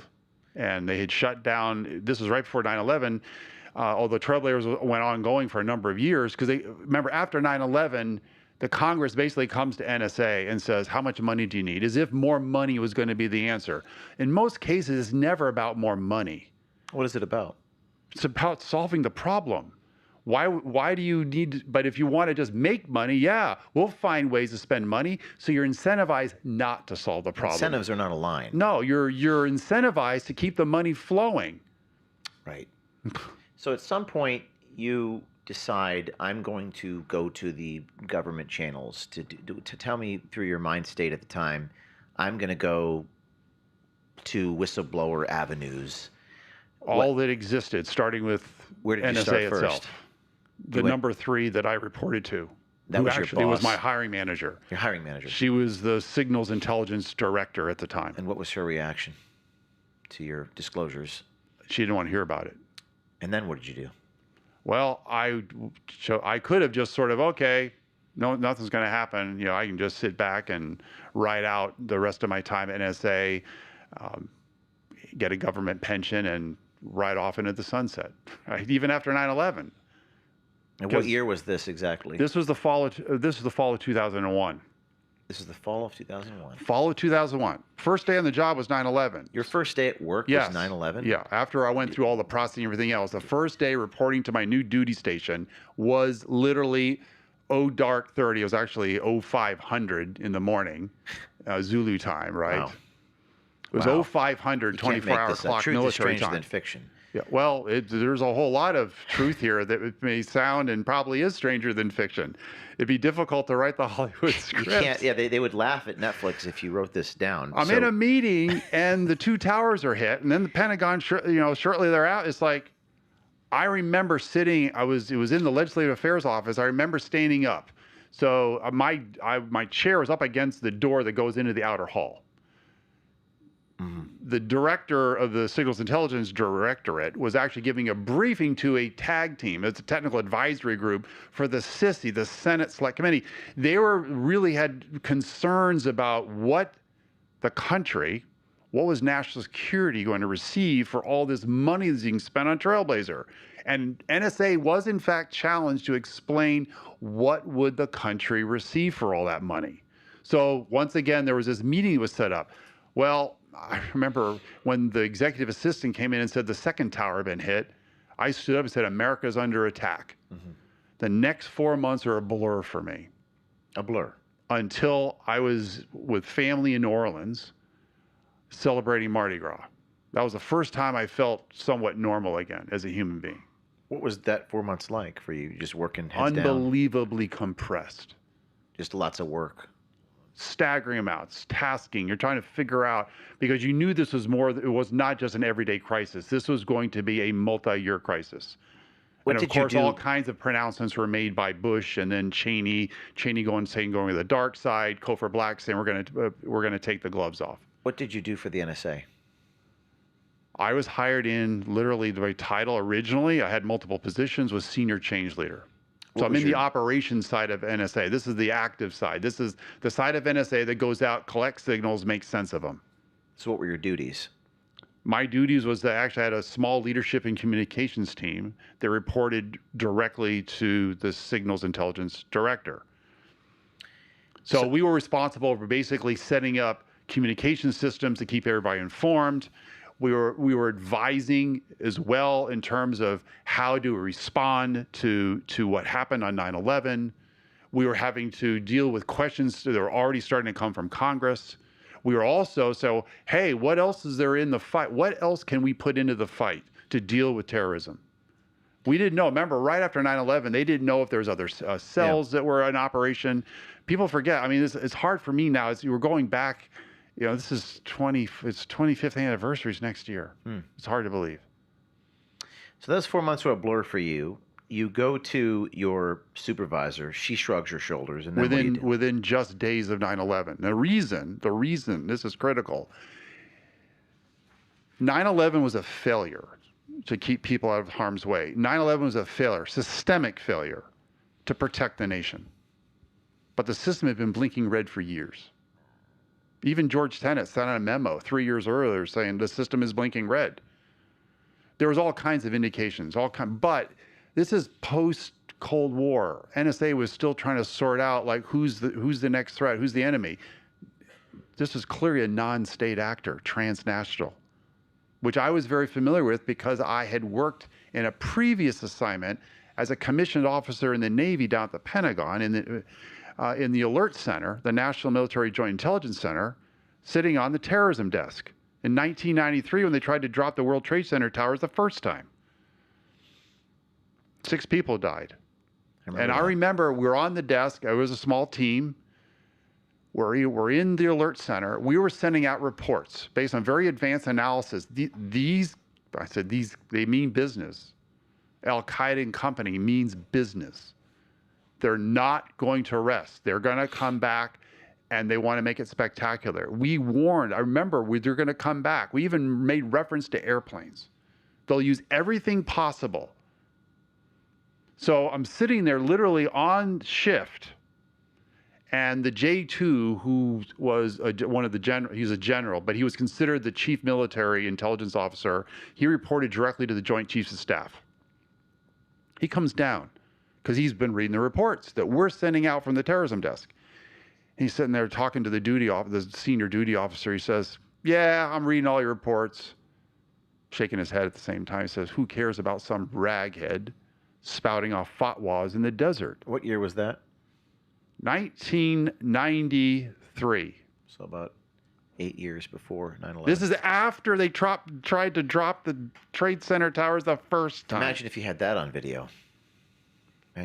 You can imagine what I was thinking on 9/11 when everything unfolded. You were feeling what Jeffrey Y. Gann described as kind of righteous indignation. Would you characterize that? That's a fair statement. Righteous indignation. But see, the warnings. See, the frustration. You probably even see it in my body right now. I was classically trained as an intelligence analyst. I was a crypto linguist in the Air Force for a number of years. I flew on reconnaissance platforms like the RC-135. I was a mission crew supervisor on an electronic warfare mission called Compass Call. That was on an EC-130H. It was actually, when I came back from overseas in England, I was stationed in Arizona at Davis-Monthan Air Force Base. We were classically trained. We had extraordinary powers during the Cold War in terms of collection of intelligence and making sense of it. We were listening in on any number of countries and across any number of networks and picking up signals from all kinds of different devices. Push-to-talk radios, you name it, right? Across the electromagnetic spectrum, high-end radars, all that. An amazing system that was set up in those decades after World War II. Why? We would never be surprised again, a la 7 December 1941 with the Japanese attack on Pearl Harbor. We will never again experience a surprise electronically. So we were trained, what are the norms, what's standard behavior, operating behavior of adversary nations or nations you have an interest in, and then anything that's different, you report on it. And depending on the level, it could get to the point where if it's serious enough, you would have to be on the president's desk within 10 minutes. He was at the top of what was referred to, when I was in the business, the National Command Authorities. That was sort of a euphemism for the president and sort of the immediate Joint Chiefs of Staff and the others, National Security Council, et cetera, the combatant commanders, et cetera, are all in the loop. I was classically trained. Here we failed. We literally failed. But that's not how the leadership took it. That's not how the leadership took it. I'm walking around. This is right after 9/11. The workforce is utterly crushed. We could refer to people that did the real work as the workforce. Utterly, they knew. Morale was low. Incredibly low, because it's like, oh my gosh. Workforce at the NSA, you mean? Workforce at NSA. So let's just go to that. We've got so much to talk about. Let's just go to that moment. Sure. So you go to the supervisor, then what happens? Who do you go to next? Oh, so I said, what are we doing? We're violating the Fourth Amendment. Because I was also on the effort where you go to the FBI, the affidavits for a warrant. How were you violating the Fourth Amendment? Because they decided to implement a program right after 9/11 in which they completely bypassed even the very act that was put in place in 1978 because of all the abuses in the 70s. The surveillance. The Foreign Intelligence Surveillance Act, FISA, which had been modified, by the way, contrary to what General Michael V. Hayden said later, modified 5 times between 1978 and the 10th of September 2001 to keep up with the changes in technology. Who did you go to next after your supervisor? Well, because I kept going back to the director of the Signals Intelligence Directorate. She says, you got to go talk. If you got an issue with this, go talk to the general counsel. So you talked to the general counsel. So this program, which at the time had a name that was classified. It's not classified anymore, and they've changed the name. It was called Stellar Wind. Stellar Wind was a way off the books, super deep state secret. It was one of the deepest state secrets. Was it in like Dick Cheney's safe, or was this the one in Cheney's safe, or was this? Well, that was the authorization, basically the presidential finding signed by Bush, basically with Cheney hovering over him. Okay, so this is a secret. They wouldn't even give a copy to NSA. That's how sensitive this program was. They knew they were violating the law. They knew that. And you were but witness it didn't to matter. This. You were witness to this. I was witness. This is what I found out. I discovered all this.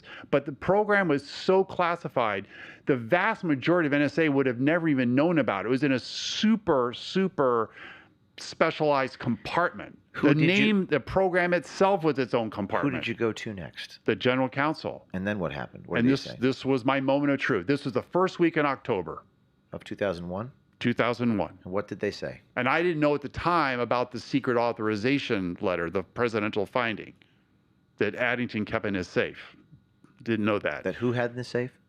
David Addington. Who's chief, that? Basically, he was like the counsel to Cheney. The lawyer, a very for interesting Dick Cheney character in had all the this. thing He was in a his lawyer, safe. yeah. So there you were were all messing... kinds of lawyers here. So what did the general counsel do? He was one of the few people read in to the program. They call it read in. He was the one that was aware of the program. Mm-hmm. And he said, we are the executive agent for the White House. It's all been all approved. The NSA is an executive branch agency. No. NSA is the executive agent for the program, approved by the White House. It's all legal. Don't ask any more questions. It's kind of like the Nixon Frost interview. Yes, when exactly. When the guy goes, Richard Nixon says it's legal. The president can. What did he say? What was the quote from Nixon? If the president does it, it's legal. If the president it's not does illegal. it, it's legal. If the president does it, it's not illegal. And there are legitimate debates even right now about how much power the executive has. And there's extraordinary power, especially when it comes to executive privilege. What do you think the Constitution? What is your opinion about? I don't want to get too far off track, but what do you? Article 2 powers? Yes. What is your opinion? They're vast, including commander in chief, but they're not unlimited. They're not unlimited. They're not unlimited. And Nixon was saying they're unlimited. Remember, I'm going to say this, even with the current president, and this all came out basically of the 70s. Even a president is not above the law. Remember, the president resigned his office. Nixon literally resigned his office in 1974. The president himself takes a special oath: preserve, protect, and defend the Constitution. There's no one else in the executive branch that takes that special oath: preserve, protect, and defend. I had taken an oath, and this is critical to understanding why I could not remain silent, even in the fall of 2001. I took an oath 5 times in my government career, twice in the Air Force, once at CIA, once in the Navy, and then again at NSA as a senior executive. That oath is to the Constitution, to a piece of paper. It's the foundational basis for how we govern ourselves in America. But everyone else took the oath also. Sure did, and the president a special oath at the inauguration. But your NSA colleagues took the oath. Sure did. Your general counsel took the Yes. oath. Your supervisor took the oath. Same oath. Support and defend the Constitution. Is that what your oath was? Support and defend it? Yes.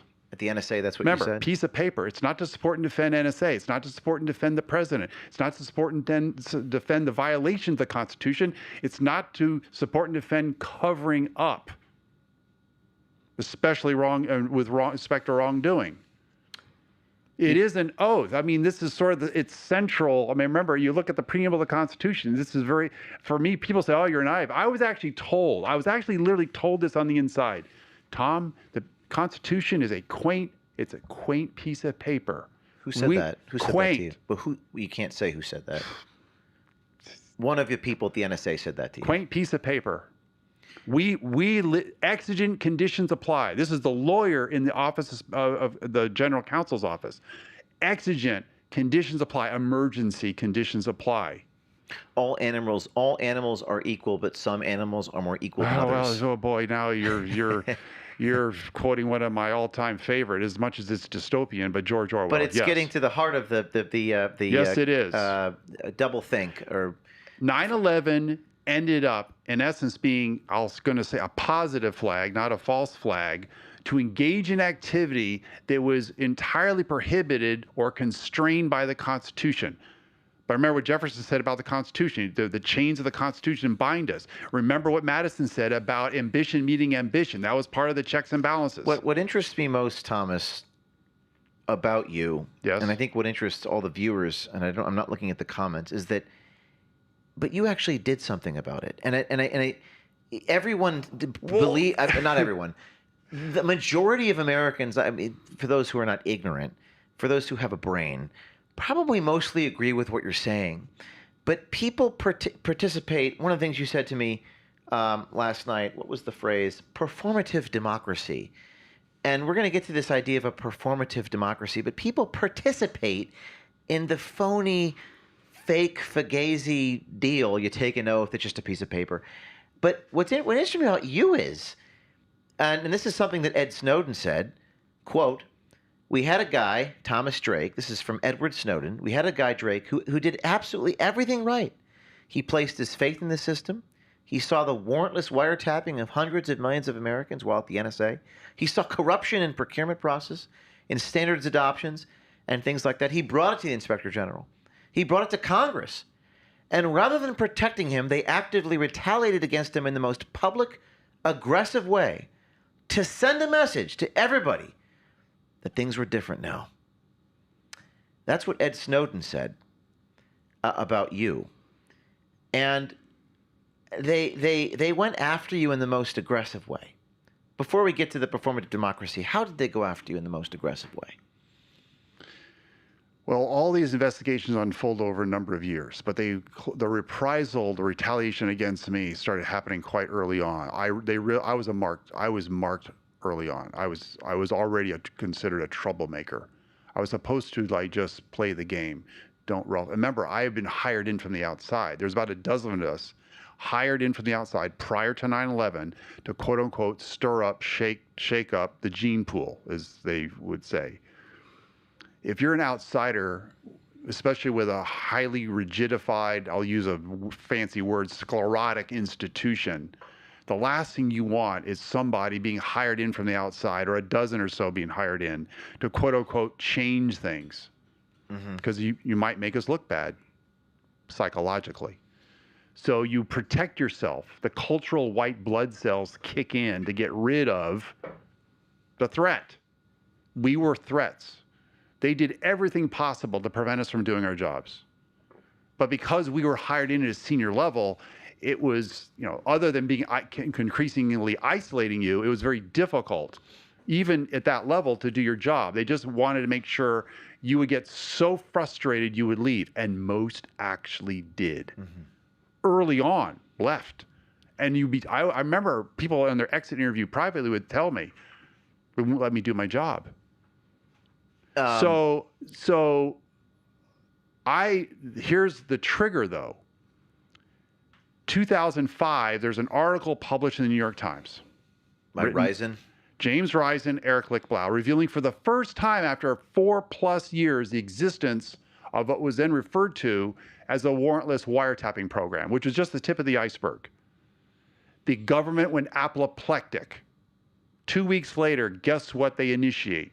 The DOJ, Department of Justice, a massive national security leak criminal investigation. I knew when that article was published, even though I was never a source for the New York Times, as much as the government later Somebody alleged else was a source. Oh, they had upwards of a dozen people. Were those people in the NSA? I don't know that, but I certainly was not one of them. I suspect that. How else? There were others. Well, there was others that would have known about the program, or at least indications of it, if they worked within the Department of Justice or in the secret court. There's a secret FISA court, and there's actually an appeals court. Maybe it were those people. Right? Or FBI. Okay. It's possible people were talking to the New York Times Yes. that were not you. But it was not me. That's right.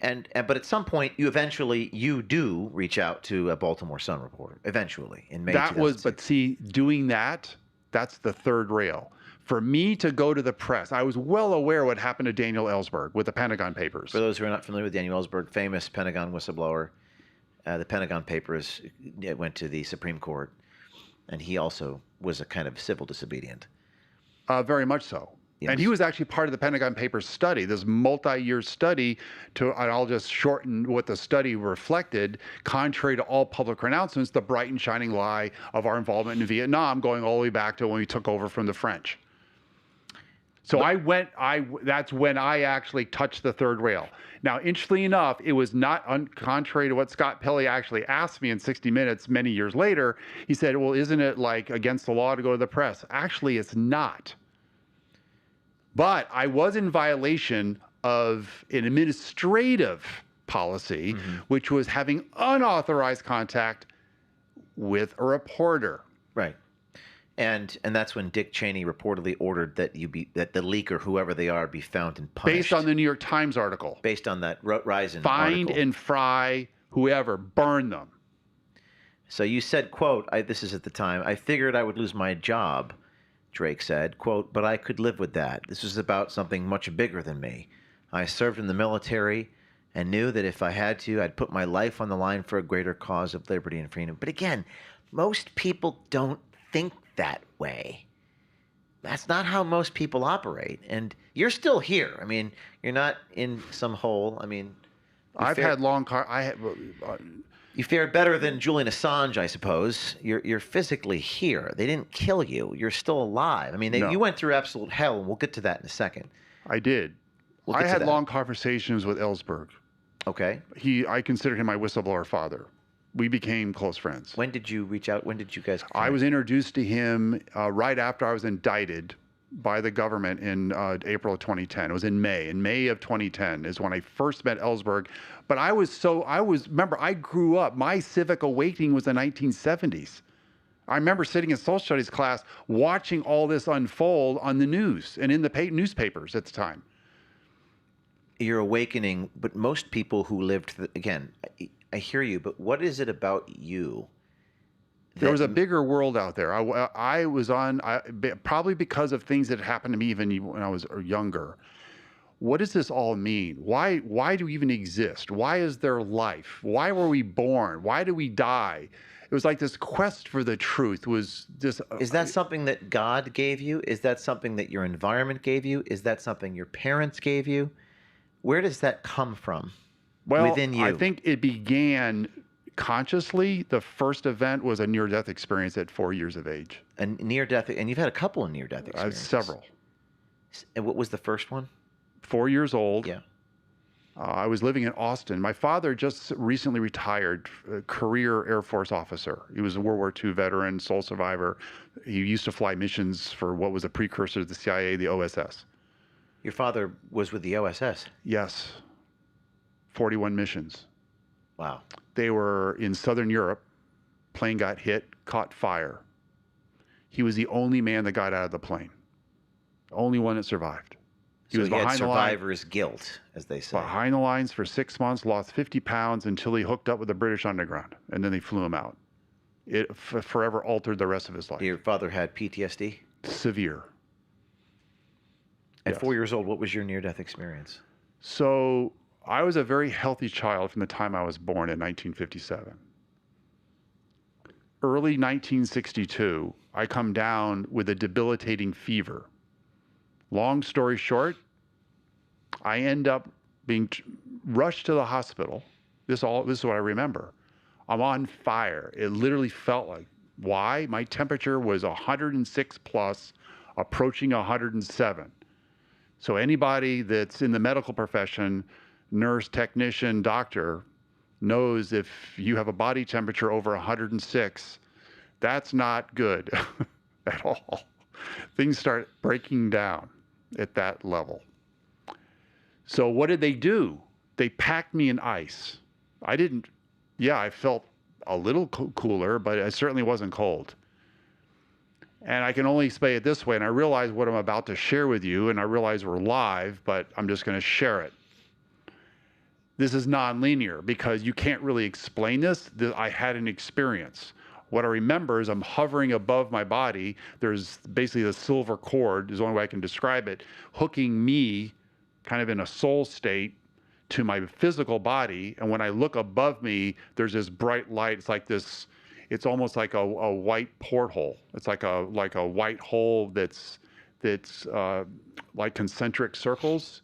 Mm-hmm. And then I look down, there's all these people, the doctors, right, are around me, sitting in this bucket of ice. And then next thing I know, I'm back in my body. At 4 years old, At 4 years old. I was dying. You experienced... I was in that state where you're about to disappear. And did you rest? That means you wrestled with your own mortality? Yes. And in wrestling with your own mortality... Why am I still here? You started to ask the questions, why am I here? So I went to the ends of the earth and the heavens to seek out the Lord. So you're a Christian? Yes, I am. There are a lot of people that are Christians, but many of them perhaps don't wrestle with their own mortality in that way. Or it was that experience that you went through that made you wrestle with it? It led me over the years, with a lot of hiccups, to accepting Jesus Christ as my personal Savior. That there is a Creator God, and that there is a master plan that's working out here on Earth, a privileged planet. And you had other near-death experiences. I guess one wasn't enough. We'll get to those later on in the conversation, but I also want to read. This is public information. It's in a book, and I know this will probably make us feel uncomfortable, but this is James O'Keefe, Price is My Life show, so we're going to go there. Quote, Nevertheless, Drake said that the government never broke him psychologically. What was the German word, by the way? That describes. So I didn't give you a little bit of my history. Zersetzung. Well, but before we get into your history, sorry. Zersetzung means what? Zersetzung is in German. It's actually a term that means chemical decomposition. Chemical decomposition. To break someone? Break something. Well, if you do it psychologically to a being, this is the Stasi, the secret police, the state police, the sword and the shield of the DDR, which was the East Germany at the time, which was this weird mix of sort of communism and fascism in one. But they were a police state. The Stasi were the sword and the shield of the state. They would routinely torture dissidents or those who fell out of favor with the state. But they realized you can only keep pounding up on somebody for so long because you're not going to get anything valuable from them. So what they would resort to is psychological torture. In order to break you. To break you, to decompose you, to break, not your physically, but your will. Your will. Fragment your very being. Fragment your being. Emil Durkheim talked about, there's a word, it's the word that describes this as anomie. It's a process by which you are fully separated from yourself. Do you think that the powers that be tried to do this to you? Yes, even though they wouldn't have used those terms, but yes. And I'm well aware of that. And you're saying today that they were not successful. They weren't. I wasn't going to let them break me no matter what. How did you? Well, they were not going to break. Remember, I'm here by the grace of God. Okay, my faith is unbreakable when it comes to the Creator. There is no way at the deepest level of myself that they would ever be able to take that away from me as a human being, as a child of God. But that's what most people watching actually fear. They do break. Most do. I'm all too aware of that in terms of history. And is the reason you didn't? Well, let me read something to you because it says. Remember, but you also have to remember, if you go back to the fall of 2001. People say, well, you shouldn't have said anything. You didn't make the decision. You weren't the president. You weren't Cheney. You weren't Hayden. You weren't even the general counsel. Yes, you're a senior executive. Yes, you have responsibilities, but they weren't your responsibilities. So why speak out or speak up? You know why? Because if I had remained silent, guess what? I would now be participating actively with the knowledge that I was participating in the subversion of the Constitution of the United States. And most people do that wittingly. Well, I had people that explained to me why. They came to me years after everything happened, right?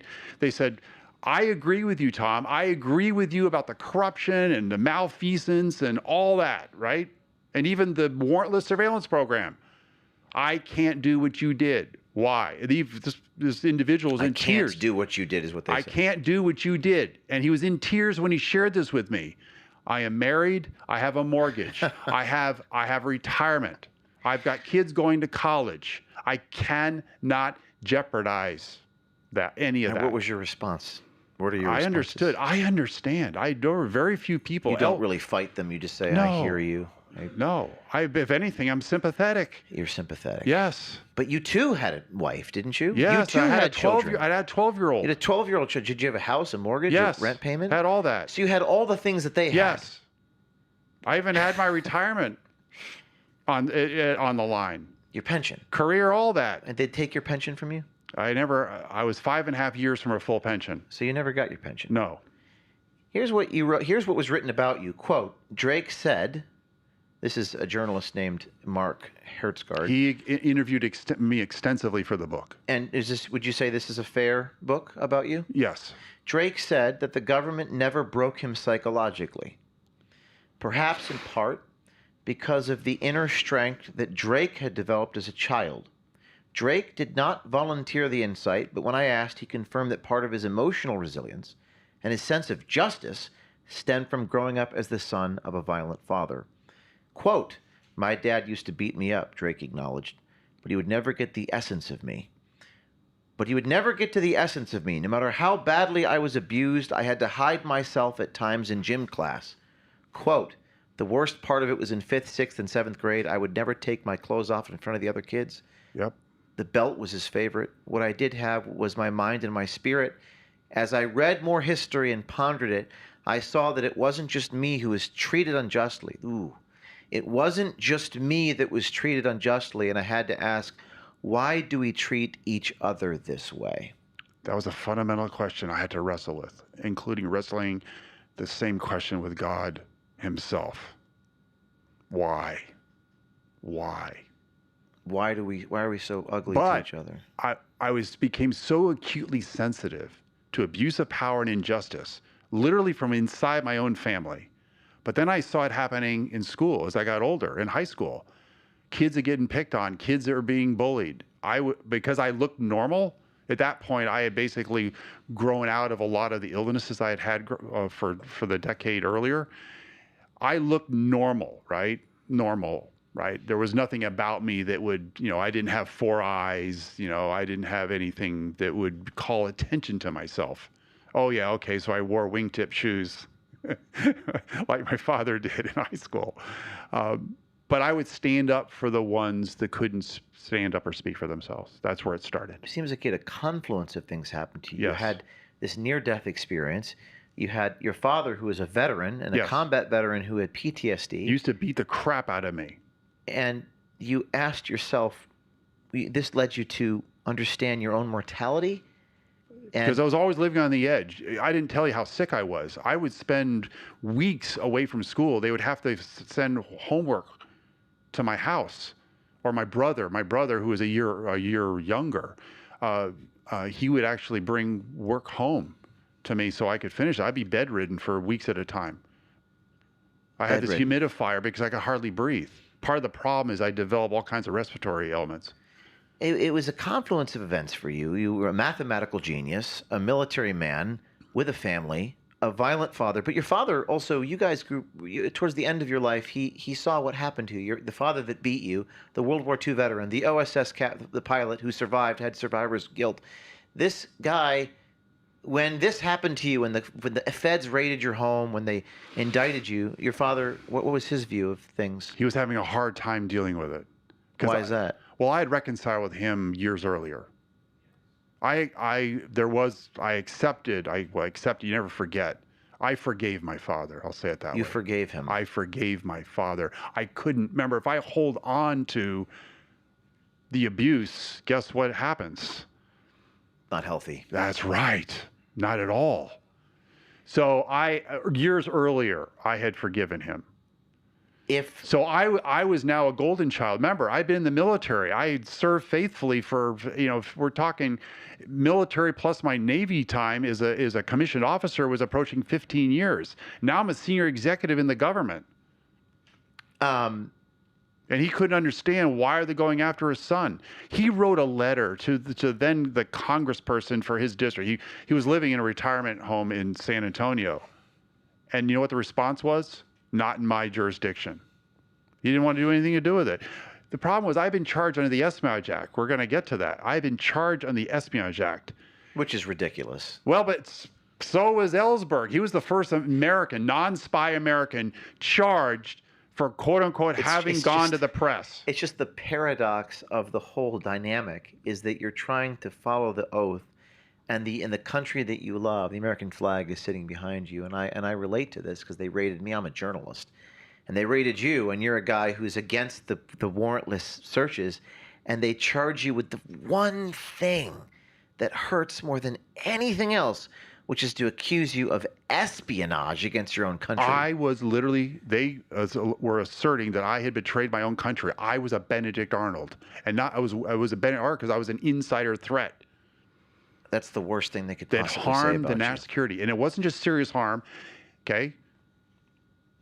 It wasn't just damage. It wasn't just serious damage. It was exceptionally grave damage. There was no higher, if you go into the executive orders that govern all that, it was the highest form of damage.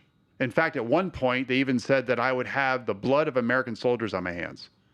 This is the worst possible thing that can happen if you're just tuning in. We are live with the legendary NSA whistleblower Thomas Drake. Edward Snowden said, quote, if there hadn't been a Thomas Drake, there could never have been an Edward Snowden.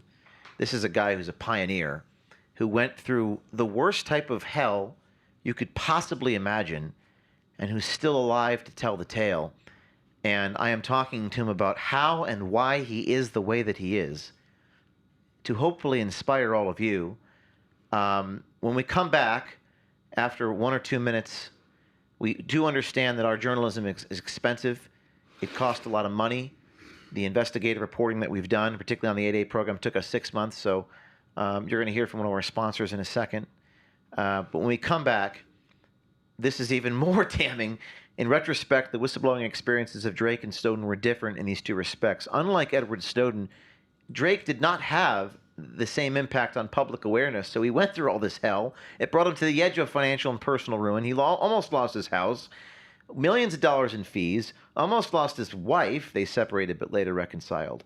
And yet, Drake has no regrets. We'll be right back in a couple minutes. This is James O'Keefe. You know me for exposing the truth and holding the corrupt elite responsible and accountable. However, today I want to tell you about protecting your own freedom, your finances. Before you buy any gold or silver, hear this. We're going through one of the biggest financial shifts of our lifetime. De-dollarization. Nations like China, Russia, and Saudi Arabia are pulling away from the US dollar. And that threatens your savings and retirement security. Legendary investor Ray Dalio warns skyrocketing debt, relentless money printing, and a weakening dollar are all part of a dangerous cycle that could impact you. That's why more Americans are turning to real assets like physical gold and silver. Gold just surged past $3,700 per ounce, and momentum is building. I've partnered with veteran-owned American Independence Gold to help you take action. Open a qualifying account today and get up to $10,000 in bonus gold and our free gold protection guide. And here's the best part. A portion of every sale supports Tunnel to Towers and wounded warriors. Freedom isn't given, it's secured. This is James O'Keefe. As always, this is not financial advice. Always check with your licensed financial advisor before you invest. We're standing up to the powers that tried to discredit us, silence us, smear us, raid us, and throw us in jail. They've awakened a sleeping giant. We're building a movement of transparency and accountability in both the public and private sectors, because we run from nothing, we hide from nothing. And when you join and get your full access pass, you fuel a movement for truth. We are the media now.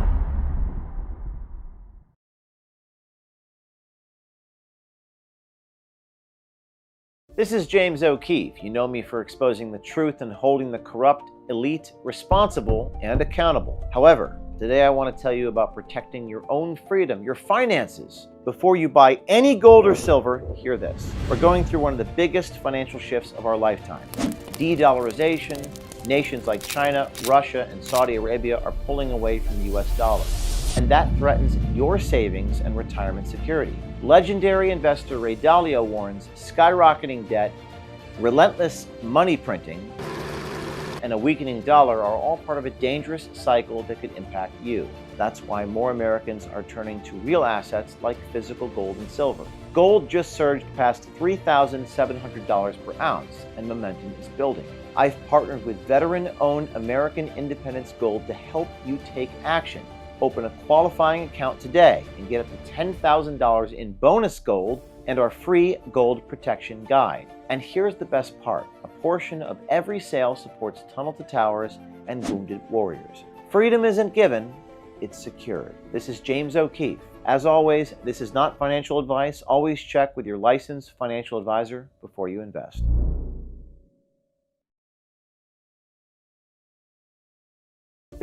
We're standing up to the powers that tried to discredit us, silence us, smear us, raid us, and throw us in jail. They've awakened a sleeping giant.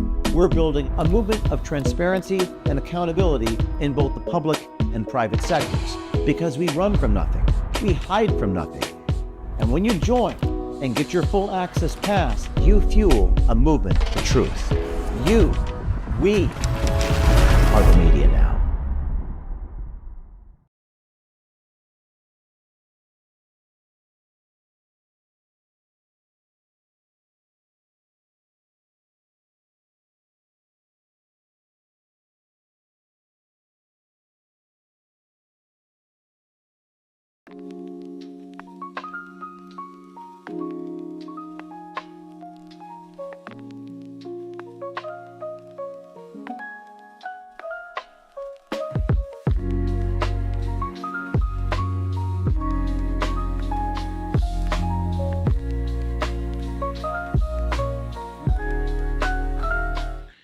Okay, we are back with whistleblower from the NSA, Thomas Drake.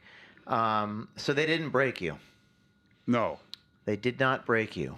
What a lot of people watching this might be about to do what you did. They're seeing corruption, abuse, and fraud, and they're trying to figure out what to do. And they're right on that precipice of telling the truth.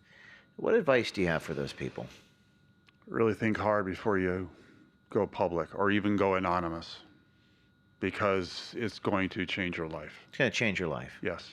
Power does not take kindly when you hold up the mirror, especially abuse of power.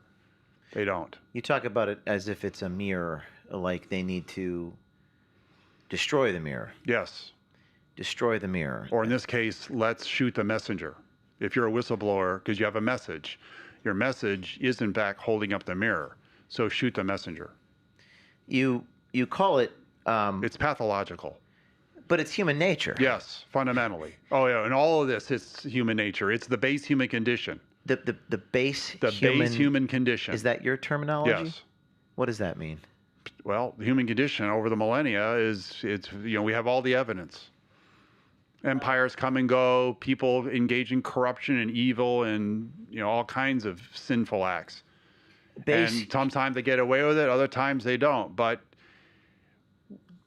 I'll just say it, man's inhumanity against man runs deep, and it's important. What is the source of that? Well, you can say it's wickedness. The heart's desperately deceitful, and this is sort of our inherent nature. We are not inherently good. We can aspire, but we're not inherently good. But it's almost like what's the darkest thing to. You can hear that you say these words, but when you actually live through what you've lived through, and I certainly, I have not been through what you have been through. I have been through some things that help me understand how you feel. The darkest things about human nature, it seems to me, is that it's emblematic of us all. It's symbolic of every man, woman, and child. It's not just the evil guys at the top. Without exception. That's the part that I think it's hard for people to process. That's the darkest part for me. It's like, you're not just talking about some like Dick Cheney or some guy who's on the 5th floor of the CIA. You're talking about everybody. Look, evil, or let's say those who wake up every morning to commit all kinds of acts that do not provide for our well-being or promote our well-being. They're looking for ways to get one over, to control. There's really more controlling others. That kind of power is extraordinarily seductive. Henry Kissinger actually had something to say about that. Yeah, the power is the ultimate aphrodisiac.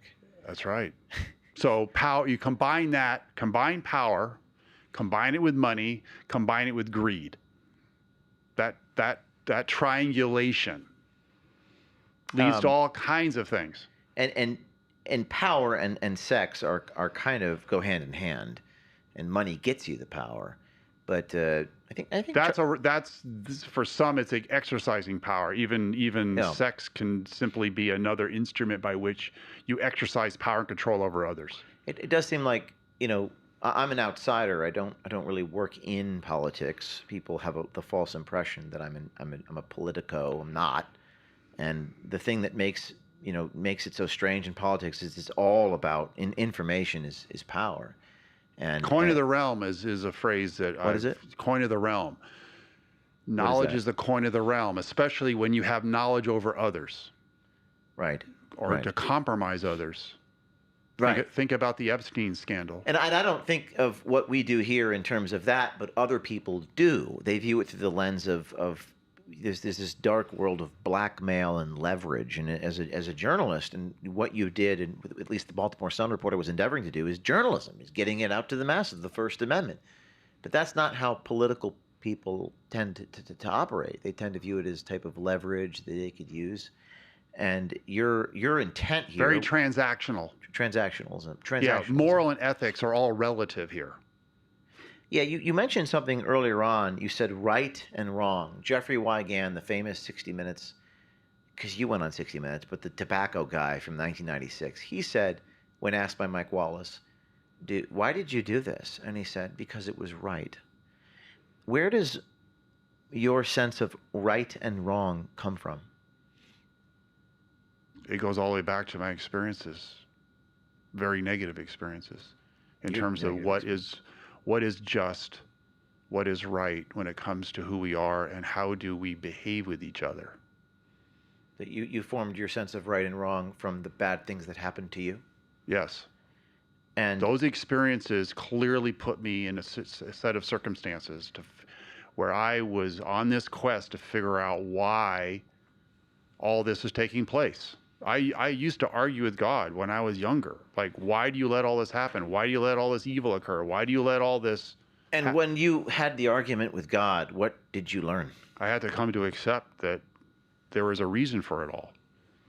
That's kind of the way... How else do you know the difference? Sort of like you can imagine in the Garden of Eden, to bring that up. How would you know the difference between good and evil if you didn't have an experience of it? How would you even appreciate what good is if you didn't know what evil is? Well, that's true. There is a lot of good. And the difference between them. But see, that by their fruits you shall know them, to use another biblical phrase. So how do you know where are they coming from? Not by what they say per se, but by what they do. By your how fruits. They act. By the fruits you should know them. Yeah, well, you can plant seeds, but, by their fruits you shall know them. That's another way of saying it. I have this book. This is, you worked with this guy at the, what was his name, Tom Devine, the Corporate Whistleblower Survival Guide, He didn't actually represent me directly, but he was one of the senior lawyers in the Government Accountability Project. There was two other attorneys, they're not there anymore, who actually were representing me for whistleblower advocacy. They were actually part of reaching out for the media campaign. How do you influence the court of public opinion? And also legal counsel. I underlined a few sentences in the book. The personal price. You may be on a lot shorter fuse at home while your family may have a difficult time understanding and sympathizing with what you're going through. It is not uncommon for marriages and other relationships to fall apart. I hear this a lot from people. I have a wife and kids. Therefore, I can't do what I'm supposed to. The world is so upside down, isn't it? People are so... I mean, I don't want to make judgments, but I'm going to make a judgment. It just stands to reason. Like my buddy Rick Adante said to me over the weekend that if you have a son, don't you want your son to look up to you? I mean, you have a son. What does he think about everything that's occurred? He's actually quite proud of his father, just based on what I know he has shared with others. And he's the 12-year-old who was... He's a 12-year-old that lived through part of it. The raid. Yes, he was right there. Was he was the one. Scared? He opened the door. He actually said, "Hey, Dad, there's someone to see you." He had the presence of mind to say that. and your wife, you went through some troubles, and she had no idea that I had blown the whistle on anything.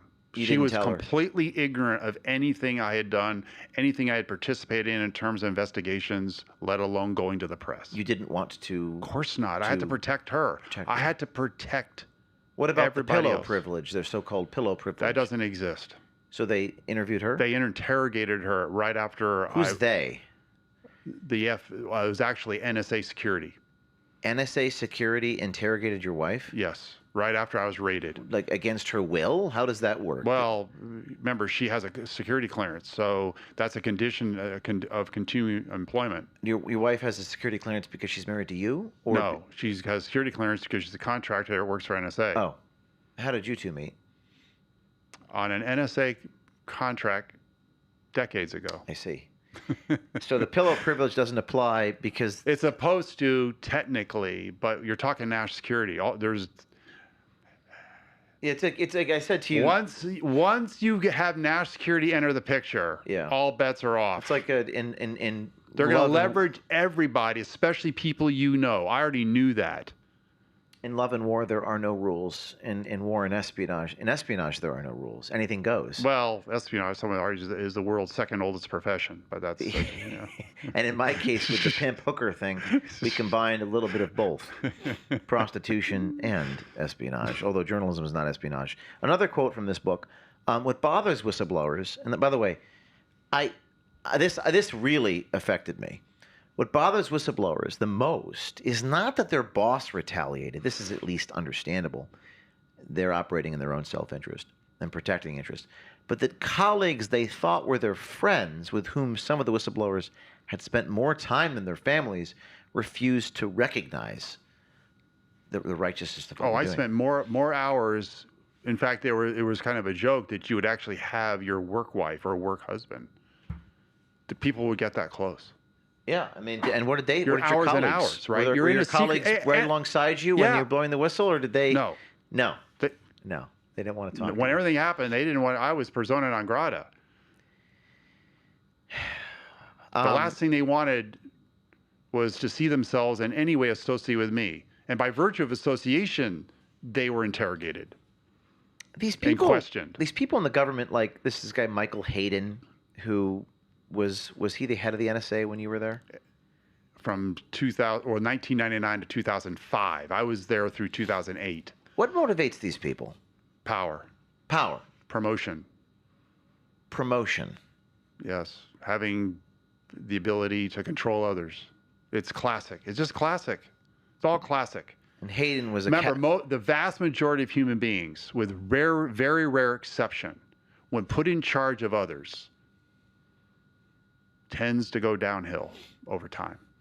Yeah, I mean, if I took that approach, my entity would just collapse. But it's a different model, I suppose. If you're getting money from the government versus you have to raise millions of dollars to indemnify journalists, it's a different racket. It's a different model. You also start thinking you're privileged because you're at a senior position. You start worshiping yourself. Do they worship themselves? Yes. But Hayden is supposedly. Well, that's the who's the fairest of them all. Remember, that's another version of the mirror. But the mirror in this case is self-reflecting. That's the narcissist principle. So these are all. You worked at the CIA for, was it 1989? 89, short time. For about a year, and a lot of narcissists at the CIA, I imagine. Yes.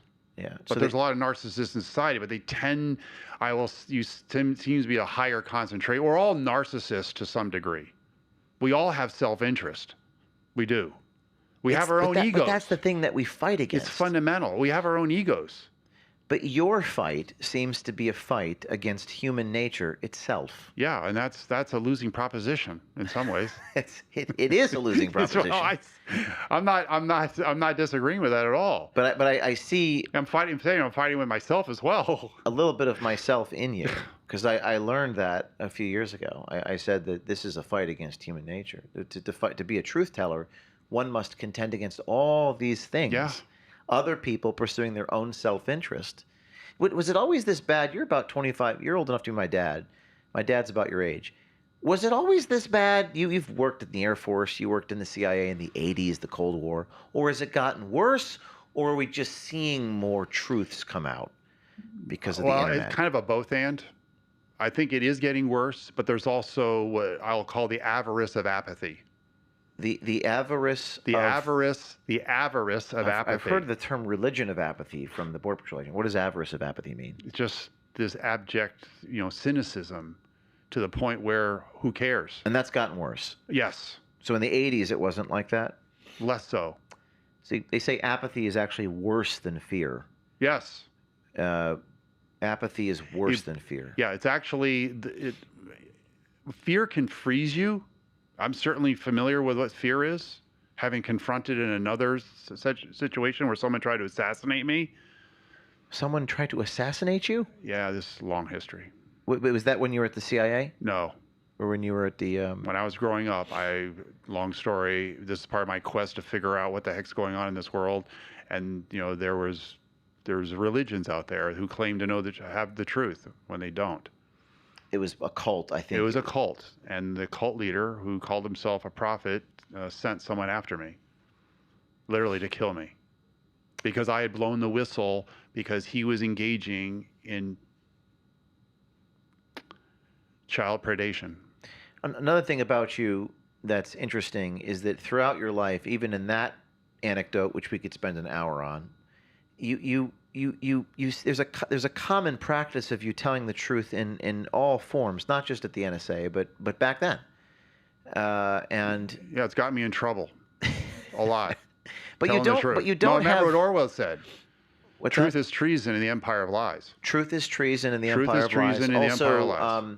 Also, in times of universal deceit, telling the truth is a revolutionary act. Universal deceit. No, Orwell is inspirational for me. But I never, 1984 was never meant to. It was never meant. It was a warning, but it's become a manual. In many It's almost like respects. 1984. You got to remember. You got to remember the main character in 1984. Mm-hmm. The only place Winston, the protagonist. The only place, it was actually a love story. If you actually read the book in full, it's a love story. But he couldn't even do that, right? Because he was so scared and so fearful. Remember, in the end, he cried uncle. He did. He gave in. The torture device. But remember, even in his apartment early on, the only place he could go to where the cameras, the eye couldn't see him, was in the corner, which meant they knew where he was. I know what that's like because I was surveilled upside down and inside out, electronically and physically for years. It's a very weird feeling when you have eyes and ears listening in and looking at you. Did they surveil you with secret warrants before they raided you? I do not, to this day, I do not know. It's possible, but I don't know that. They did that to me. It is possible. They had the 2703 warrants. They went to Microsoft, Apple, Google, and got all of my communications. But see, I was also well aware that they had systems in place that would have done that anyways, whether they needed a warrant or not. Remember, you're in an environment where the warrant didn't really matter. That was just pro forma. Even coming to my house, yes, they had to go to an Article 3 judge, a magistrate judge, to get a warrant. That's correct. Based on an affidavit. The affidavit is given to is pulled together information to says this is why we need a warrant from you, Article 3 judge. Has that affidavit been released? Yes. Is it but redacted? It wasn't released during the whole time. This is a whole another whole part of this story, which there's extraordinary threads in all of this. The government actually would not give the affidavit behind the warrant to my public defenders because they claimed it was classified or under classification review to be more accurate. You had public defenders because you couldn't afford counsel. I was declared indigent before the court. Indigent means? Indigent meaning when you have to fill out a form. Are you able to pay for your own representation? And you couldn't. I had no money left. And where did that money go to pay lawyers prior to that so moment? when I was indicted so unceremoniously in April of 2010, right? This is 2 years after I resigned, obviously under pressure. You have to fill out, before arraignment, you have to fill out a bunch of paperwork. One of them is, what is your financial wherewithal? You list all your assets, you list all your debits. I owned the house with my wife, but the house was nowhere near, even if we had sold the house. I knew this was, again, I had to have a criminal defense attorney. So for the first 2 years, I'm spending $500 an hour. $500 an hour. $500 an hour. By the way, that's one of the things and lawyers... he cut me a break. Lawyers make money off the corruption. It doesn't matter which way it is. That's the great thing about being a lawyer. That's why lawyers get a bad name, because it doesn't matter to them. Yeah, it doesn't. They have no ownership in the outcome. At all. I don't know if saying they don't care because they're human, but the incentives are all economic for them. They do not care. And it's disgusting. Yeah. And I just want to make a comment, even though I'm interviewing, I'm going to make a comment. We're all going to die. And it's like the Braveheart speech, from the Mel Gibson says so in so few words. It's like, many years from now, when you're lying in your bed and you're just about to die, you're going to look back on the way you behaved. Does it really matter that you were making $500 an hour versus $50? No. But if other things don't matter in life, then that's what matters. If you're left with just acquisition, make as much money as you can, in your own self-interest, by the way, then that's the incentive. But the more stuff you accumulate, if you have a mortgage and $1 million house in Bethesda and an Audi and a nagging wife who wants her handbag, then maybe you need the $500 an hour. But all that stuff goes away. None of it matters in the end. But people don't know that. They don't know that deeply. But that's partly, I think, why there's a huge hole in most human hearts, because that's what's missing. But it's not missing in your heart. That's my interpretation. Remember, I'm still a human being. But you're still a sinner. I'm not sinless. We're all sinners. That's right. I mean, Charlie Kirk, the least hypocritical man I've ever known, I'm sure he was still a sinner. I'm a sinner. We all come short. We all come short. But that's why, and we can't outlive death. Short of I don't know if people. I say this, by the way, Thomas, at events, and people just look at me like I'm an alien. They don't like me saying that. They think it's weird. What people do to me every day, even on the street, is they project their fear onto me. So they'll say, "Aren't you afraid? Aren't you scared? You shouldn't go on your sailboat. You might die." And you know, there's probably a proper way to respond to that. But what I say is, we're all going to die one day. But not all of us live well. And in the final analysis, I feel like seconds before you die, but you actually sort of did die, and you look back I didn't down. want to wait until I was on my deathbed to sort of come to grips with like everything I had ever done and try to make amends with my Creator. Yeah. I'd rather do that sooner, not later, when it actually meant something. I mean, I have 100 people messaging me on Signal right now from within various, just on this subcontract fraud. And I have a dream. Like, imagine if all of those people at the same exact time all told the truth. See, this is what's interesting. You just touched on something very interesting when it comes to whistleblowing. Unlike the government, unlike the umpteen lawyers that they, essentially unlimited funds like the DOJ had. Remember, in my investigation, it was 5 full-time prosecutors. When the New York Times article was published and they launched that investigation, 2 weeks later, 5 full-time prosecutors, 25 full-time FBI agents were assigned to the case, including agents from what was called the Mole Hunter Unit. The Mole Hunter Unit is a specialized unit, highly trained to go after real spies. It's actually called Mole Hunter Unit? I used to walk by the desk at the FBI field office. I think this is what scares them, though, when we say that we have all these people. I think that that really scares the shit out of them, and they want to know who I'm talking to. And when the FBI raided me, they took my phone. I logged into my phone to call my lawyer, and they snatched my phone, and now they had access to all of the people on Signal that were messaging me, which is, if you think about it. Yeah, in my case, because I had the original iPhone. Oh, yeah? 2007. It had just been released. They could not break it at Quantico. That was the facility. Is where that right? Yeah, they could. At that time, they couldn't break it. They literally came back to me and said, "We need your password." I said, "Why?" "Because we can't get into your phone." Did you give it to them? Yeah, I did. Because you just didn't want to be... At that point, it didn't matter. So now they had access to everything in your life that's on your phone. Although back then... Take an electron microscope, and I'll even invite the audience right now. Yeah. The audience live on this show. An electron microscope. But this electron microscope pours into every aspect of your life from day one. What would they find out? I don't care. Everything public, everything private, everything in between. Everything intimate, social connections, medical, you name it. All your passwords, all your accounts, everything you've ever said. Especially those things you've said we didn't want anyone else to hear them. What's your point? Do you want the audience to know? What would they find out? What would they get to know about you? And I hear you. The reason because I was specially trained in the Air Force. What would you, if you found yourself in denied territory? If I found myself in East Germany during the Cold War, if I found myself in the Soviet Union because of where we used to fly in the RC-135 reconnaissance aircraft, how would you deal with being tortured psychologically in particular? You know what? They were given special permission. We had to sign a waiver. It basically, you waived your Fourth Amendment rights. You consent to the government literally being able to use everything there was available to them against you. And they would bring that up in these special training sessions, classified. And as the audience listens to you say this, because they didn't go through that special training, and they do the exercise in question, which is to look at all the skeletons. And by the way, we all have something in our life, even if it's not illegal. Although technically you break 3 felonies a day. But even if it's not illegal, perhaps it's slightly embarrassing. Well, remember what intimate. Stalin said. What's that?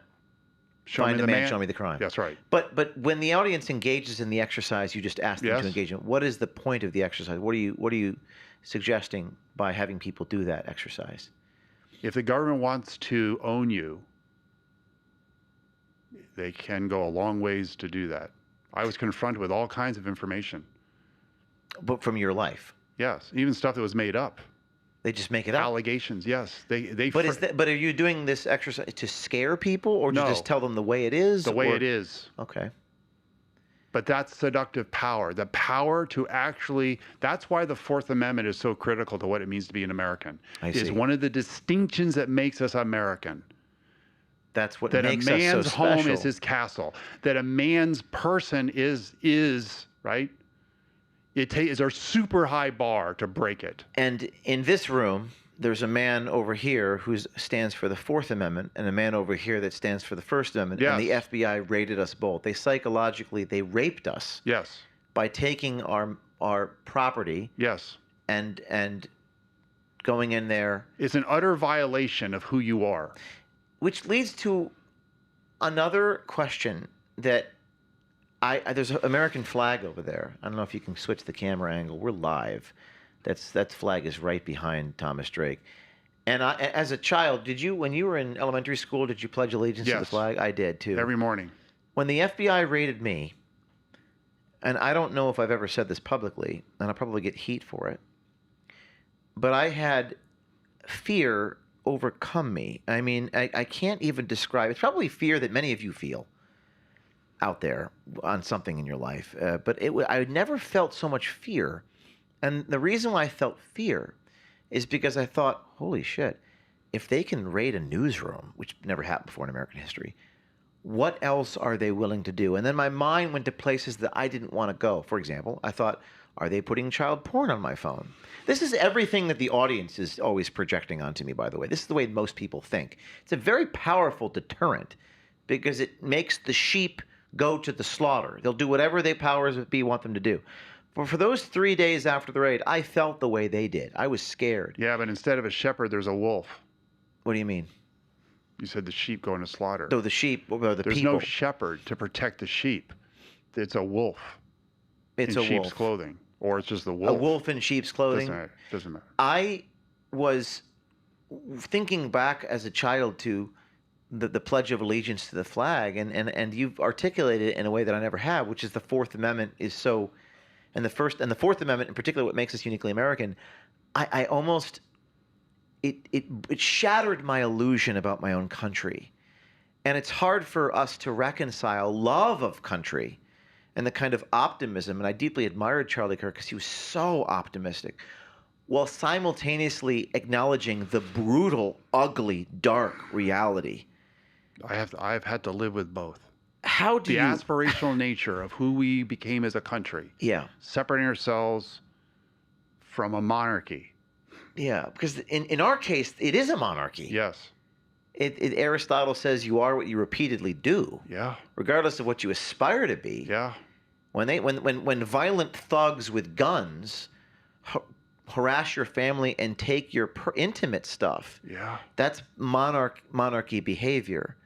Yes, it is. There's a piece of paper that lets them do that. Yeah. Signed by a judge. A warrant. What's the difference? And I showed you my affidavit. Every word's redacted. Yeah. Did they redact every word of your affidavit after they released it? No. I'd like to see that affidavit. I didn't want to have that in front of me. But what do you make of that out there? That every single word is redacted. Yeah, that's quite extraordinary. I've seen a lot of things redacted, and I've seen some things that are pretty much all redacted, but they really didn't want you to know. Do you think there was moles and informants? Yes. Well, it's hard to see. It's an opinion. They don't want to reveal to you how they found out, or even what they call sources and methods. If there's one thing the government gets really particular about, it's sources and methods. And everyone says, call Cash, call Pam. You know Pam Bondi? Call Pam. This is the problem with politics, is that people give me the advice of asking a favor of the president or the attorney general or, Kash Patel. By the way, I think Kash Patel's a good guy. I think Pam means well. But I always say if the administration of justice depends upon the citizen calling in a personal favor from the person at the top of the apparatus. Not justice. First of all, that's not justice. Second of all, those individuals have to protect their sources and methods. Yes. So if Kash Patel does not protect his sources and methods, throw this on the screen, team. Go ahead, throw that on the screen. There we go, look at that. Every word redacted. So if I'm Kash Patel, even if I did have the authority, I think he has to go to Pam Bondi. then they're violating their maxim of protecting their sources and methods. They can't release that, can they? No. They can't. So they have to blow the whistle on their own agency. But it gives them an advantage over you. What do you mean? Because they never have to share with you what they knew or didn't know. So. But that's why I fear for the future of America. I really do. You fear? Remember, all empires end up in the dustbins of history. There's no empire from the time we came into existence, from Adam and Eve, has ever survived. Unless, Thomas, what if more people do what you do? Like if there were 100 of you or So 100... that's my hope, that there's still enough people left that care enough to stand up and make a difference. Well, I guarantee you there are. They're messaging me on Signal right now. But remember, see, some people still to this day say, Tom, you're so naive. You really believe in the aspirational nature of America as a country? Yeah, well, in the preamble of the Constitution, guess what it says? We the people. Yeah. Yeah. What? To form a more it never meant it was going to be perfect, but form a more perfect union. Isn't that something? Isn't that good? Good. Yeah, isn't that something that is worthy of aspiring to? Doesn't it have value in itself? Why the division? Why all the... But see, now I'm back to human nature again. Yeah. And I've had to accept for quite a while the abysmal state of human nature in all of us. You're between a rock and a hard place because you have to love the country and you have to take an oath to protect the country, but it makes you almost... I've had some people say it makes them ashamed to be an American, which is a horrible thing to say. But it's an emotion that people feel. I've wrestled with... Put this back on the screen again. I'll bring this up every single guest. Look at this. Look at this crap. Yeah. This is outrageous. I've wrestled with the reality that I was betrayed by my own country. Well, you have to remember, we both have. After Snowden, they formed a joint task force, insider threat task force between the DNI and the DOJ. They had a rogues gallery of those who would do us harm. It had all the classic spies from U.S. history. It also had a picture of me and a picture of Snowden. Now, all the spies had flags of the countries to which they had sold or given secrets. In fact, they had betrayed our country, America, United States of America. Yeah. Guess what flag was flying underneath Snowden and me? What's that? No flag. We were considered to have no country.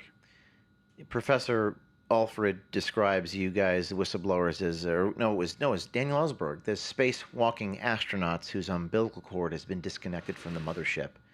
You are out there on your own. Yeah, well, I effectively became a political prisoner in my own country. And remember, I never left the U.S.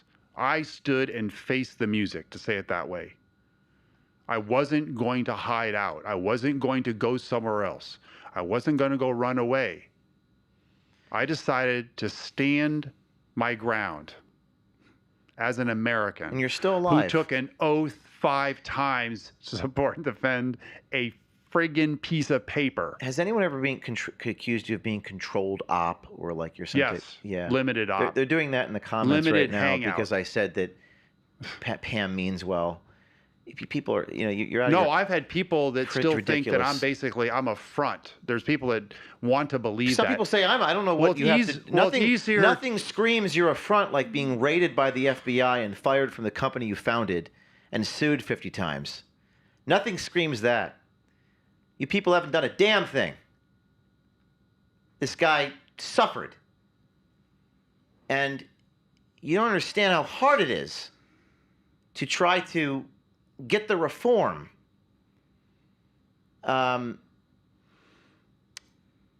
You have suffered. You've given up a lot, but you're still alive. And one of the things people say is it's a kind of a tautology, or perhaps a better word is paradox, which is they haven't killed you yet, so you must be controlled op. Do you get that? Yes. Oh no, I've had people who've claimed that, like as fact. I have to be a controlled op. Because you're still alive. Because they don't, yes. And I didn't end up in prison. There's always some reason why I'm a controlled op, because I didn't actually end up in prison. Do you think that's because that's that mirror thing? Yes. They're not doing the thing, so in order to make themselves feel comfortable, like I'm not getting my ass off the couch like Ed Snowden did or Thomas Drake did. I don't want to think about dying for many reasons, one of which is I'm not a real Christian. So is that what that is? Kind of I need to destroy the reflection in the mirror? That's part of it. Whether it's John Q. Citizen in the comments or it's Michael Hayden. Yeah, or you throw Vanta Black at the mirror. Vanta Black, super black. Say that again? Vanta Black. Vanta Black. What do you mean? Vanta Black is a black that when you paint the object with Vanta Black, it basically hides the very object that it's painted on. Yeah. It's that black. So if you throw Vanta Black at a mirror, guess what? The mirror disappears. And I asked you this question last night, and you said something very profound. Is it that do they hate you, or do they have the capacity? Because people are very phony, as you know. There's this performative democracy. There's narcissism. There's phonyism. Do these people really give a damn about you, or are they so in their own narcissistic shell that, like, what do they really think when they brush their teeth at night? If I go to the darkest side of the human nature, then it's a projection. What do you mean? It's basically a dark projection of their own ego. So they have to label it, they have to box it. Because if you actually were to confront it directly within yourself, it becomes extremely uncomfortable. You would have to face the realities of your your own nature. And why would you? The ego protects itself against that, typically. The ego it doesn't want to go there. So the ego puts armor, puts all these layers of armor up to protect itself, because the ego is extraordinarily vulnerable. And of course, if you're in positions of power, you've got mechanisms by which you can protect yourself. Yeah, 99.9% of the people I bust. There was one guy, a 24-year-old kid, who started crying and saying, "I'm sorry, I shouldn't have done it." But 99.99% of the people I bust do not atone for their sins. They do not say, "I really made a mistake. There's a bad part of my heart. I did something wrong." People just don't do that. The ego, as you say, takes over, and they must protect themselves and provide a shield and armament. That's why even as a human being, while I'm still here, every day I wake up and I surrender myself even more. To God. Yes. To Jesus my Christ. Creator, my Lord and Savior. And has this experience brought you closer to God? Yes. Far more than I can even begin to describe in words. It's a living reality at an extraordinary level. I mean, my advice is that I think you should, if you haven't written the book or finished writing the book, you should do that. You should write down your story as soon as you can, because I think just getting all this on paper and trying to put it in words would be a good thing for humanity and for yourself. I am in the process of writing a book about all of this, and it does have to go through NSA pre-publication review, and that is its own process. And the guy that got in trouble for that, Mike, the mustache guy, Bolton, is your opinion that he was a little sloppy? I'm not sure, because I don't trust anything the government alleges, given my own experience and others. It's very easy to frame you because they have the high ground. It's possible, but you talk and about, a lot of people don't like him. You talk about distrust of I don't trust. So this is a fundamental. Who do you trust? And where does your loyalty lie? Yes. Most people's loyalty, I have found, this is my experience, and this is certainly true of politics, they have silver bulletitis. If I elect Trump, they'll solve the problems. Let me give you a more specific, less abstract example. Well-meaning people here in the Palm Beaches. I had lunch with an individual the other day, and they said, "I don't understand. Donald Trump is the president. Can't he help you?" And those same people will say, but they'll even say, you know, and I'm kind of addressing the audience here because they're listening.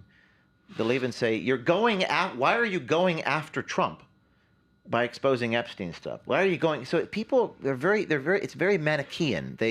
they view the lens in terms of party and loyalty to politicians. And is that because the human mind, its simplest explanation is let me elect this guy and he'll solve my problems? One of the dangers with the human condition is it's easy to have if a strong man comes along, and history is replete with this. There was all kinds of books written about the good German during the Nazi era. Why would so many good Germans go along with it? Now, of course, a lot of people left. Is that Ordinary Man by Browning, or Yeah, recall the name? ordinary, yes, but the good German. Right. Look, you had food, you were secure in your house, you had money, right? So yeah, he wanted to go off and start fighting wars. He was a megalomaniac of enormous proportions, but he isn't the only one in history. And umpteen millions of people died. Why, right? Banality of Evil, Hannah Arendt, what was the name of that? Hannah Arendt. And who is that? She's a famous German political philosopher. The banality of evil is within us all. Yes. It was a phrase she wrote it because she was dealing with, remember, there was a couple of different trials with those who came out of the Nazi era.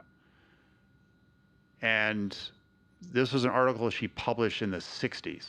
One of the senior leaders was actually put on trial, and he had no remorse for what he did. So she referred to it as banality of evil.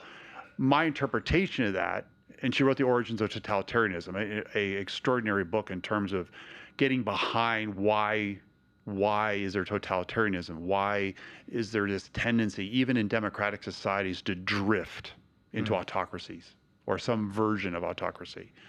Democracy is actually, it's very fragile, really is. Even our unique form of democracy, which is a constitutional republic.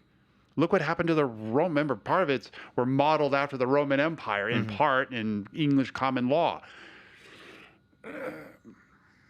It's just the way things drift. But the banality of evil, people don't show up, in a red jumpsuit and horns. Yeah. It's in measured tones. It's through statistics and numbers, and a lot of performative. Performative democracy. Yes. It's a phrase I've never heard before. But for me, democracy has now become democracy, but ISY, not ACY. It's the hypocrisy of democracy. Do you find yourself alienated from other people? Yes. Describe that.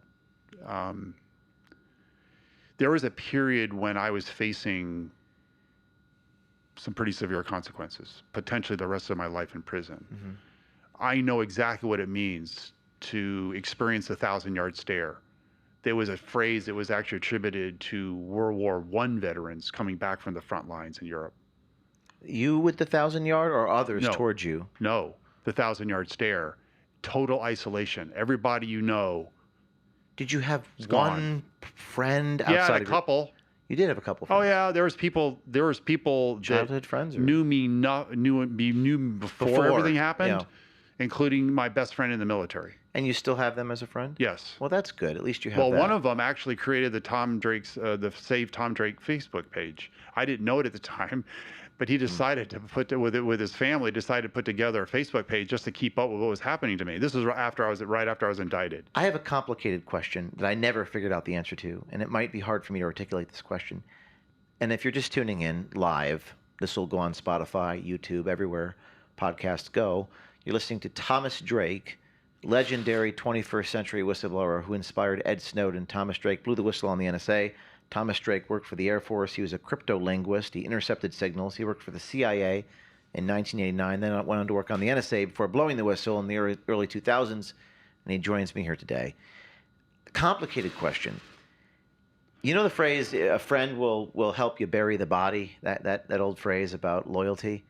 And I think there's virtue in loyalty. I do. You need loyalty. Discretion is the better part of valor. We're all sinners. We need friends. Friendship is a good thing in life. Loyalty is a good thing in life. We're not islands. Correct. No man is an island. No. But yet you also need to be truthful. And I was always trying to figure out how do you reconcile, because there's a danger here. You create a society of rats and tattletales. I'm sure. I know. Oh, I've been accused of that. They accused you of that. Oh, I don't view you that way. Yeah. But there's an element of that concern for people. They don't want to be a tattletale. And there's like these two competing virtues, which is friendship and loyalty. I'm talking about, you all know what I'm talking about. Your best friend helps you bury the body in the desert versus that's a murder. I got to blow the whistle on my friend. How do you reconcile those two competing virtues? Real question. Well, then it's not a real friend if you're actually burying the body. Yeah. See, the true friends that were left, not the new ones I made. I've made a whole set of new acquaintances, friends, someone quite close to, as a result of what happened to me. And what I now call it, I'm an asterisk American. Asterisk. I'm not, because the government I was a Benedict Arnold, so I'm not a real American. I'm not a true American because I betrayed my country. So I'm an asterisk American. I'm still an American. I'm still a citizen, but I'm not a real American. A real American wouldn't have, quote unquote, in their eyes, wouldn't have done what I did. But the true friends, they looked right into the mirror. They never blinked. They looked into the mirror. Yes. To look at themselves. Yes. Wow. Those are who your real friends are. Yes. That's actually very profound. They did not throw the black stuff at the mirror. The Vanta Black. The Vanta Black. That's right. Oh, I say that they smash the mirror. They have to smash the mirror. Well, some don't even want to do that because, see, that would be, oh my gosh, because they have to make it the appearance. In front of the mirror. Right. You make it fully opaque. I see. Okay. But that's your own ego. Basically, you're basically, think of the pain as your ego. You're throwing your dark ego, that side of your ego, onto the mirror. But ultimately, the mirror is yourself.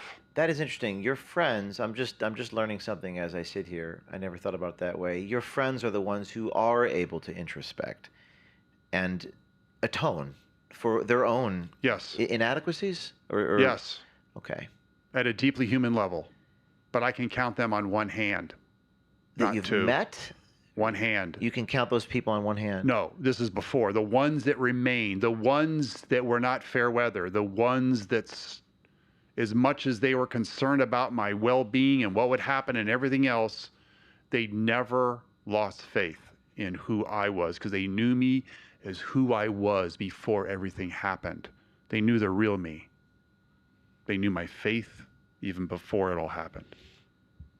And I hope you don't mind me asking a personal question, but I'm curious. If you don't answer, that's fine. But how about your wife? Did she know? We reconciled. Reconciliation. That's got to be hard going through that. You got to find a partner who's basically willing to go to jail with you. Yes. Even though you didn't break the law. They accused you of breaking the law. Oh, no. Even the public defenders. There was a meeting right before, as everything was still pre-trial. So we're now entering, the 13th month from the time that I was actually indicted. So now we're talking the May of 2011. Mm-hmm. They came to the house and put huge pressure while my wife is there, because we're reconciled. You've got to plead out, Tom, for the sake of your family. For the sake of your family, just like with Michael Flynn, they go after the family. And if they can't go after the family, they'll make something up. I was willing, and she had accepted, to her credit, that I could end up in prison. What do you mean she accepted She accepted that it could happen. She was at peace with that? Yes. As difficult as that would be. Well, that's a very special woman, I would say. Yes. Very special woman. Because I'm well aware that whistleblowers go through double hell when it comes to what happens to many of them and their closest relationships. What was the most horrible thing or moment, the worst moment or worst part of this hell for you that you overcame? You did overcome it. If you think back over the last 20 years, was there a moment in space and time where like, this is like almost your breaking point? It's when I was separated from my wife. Yeah.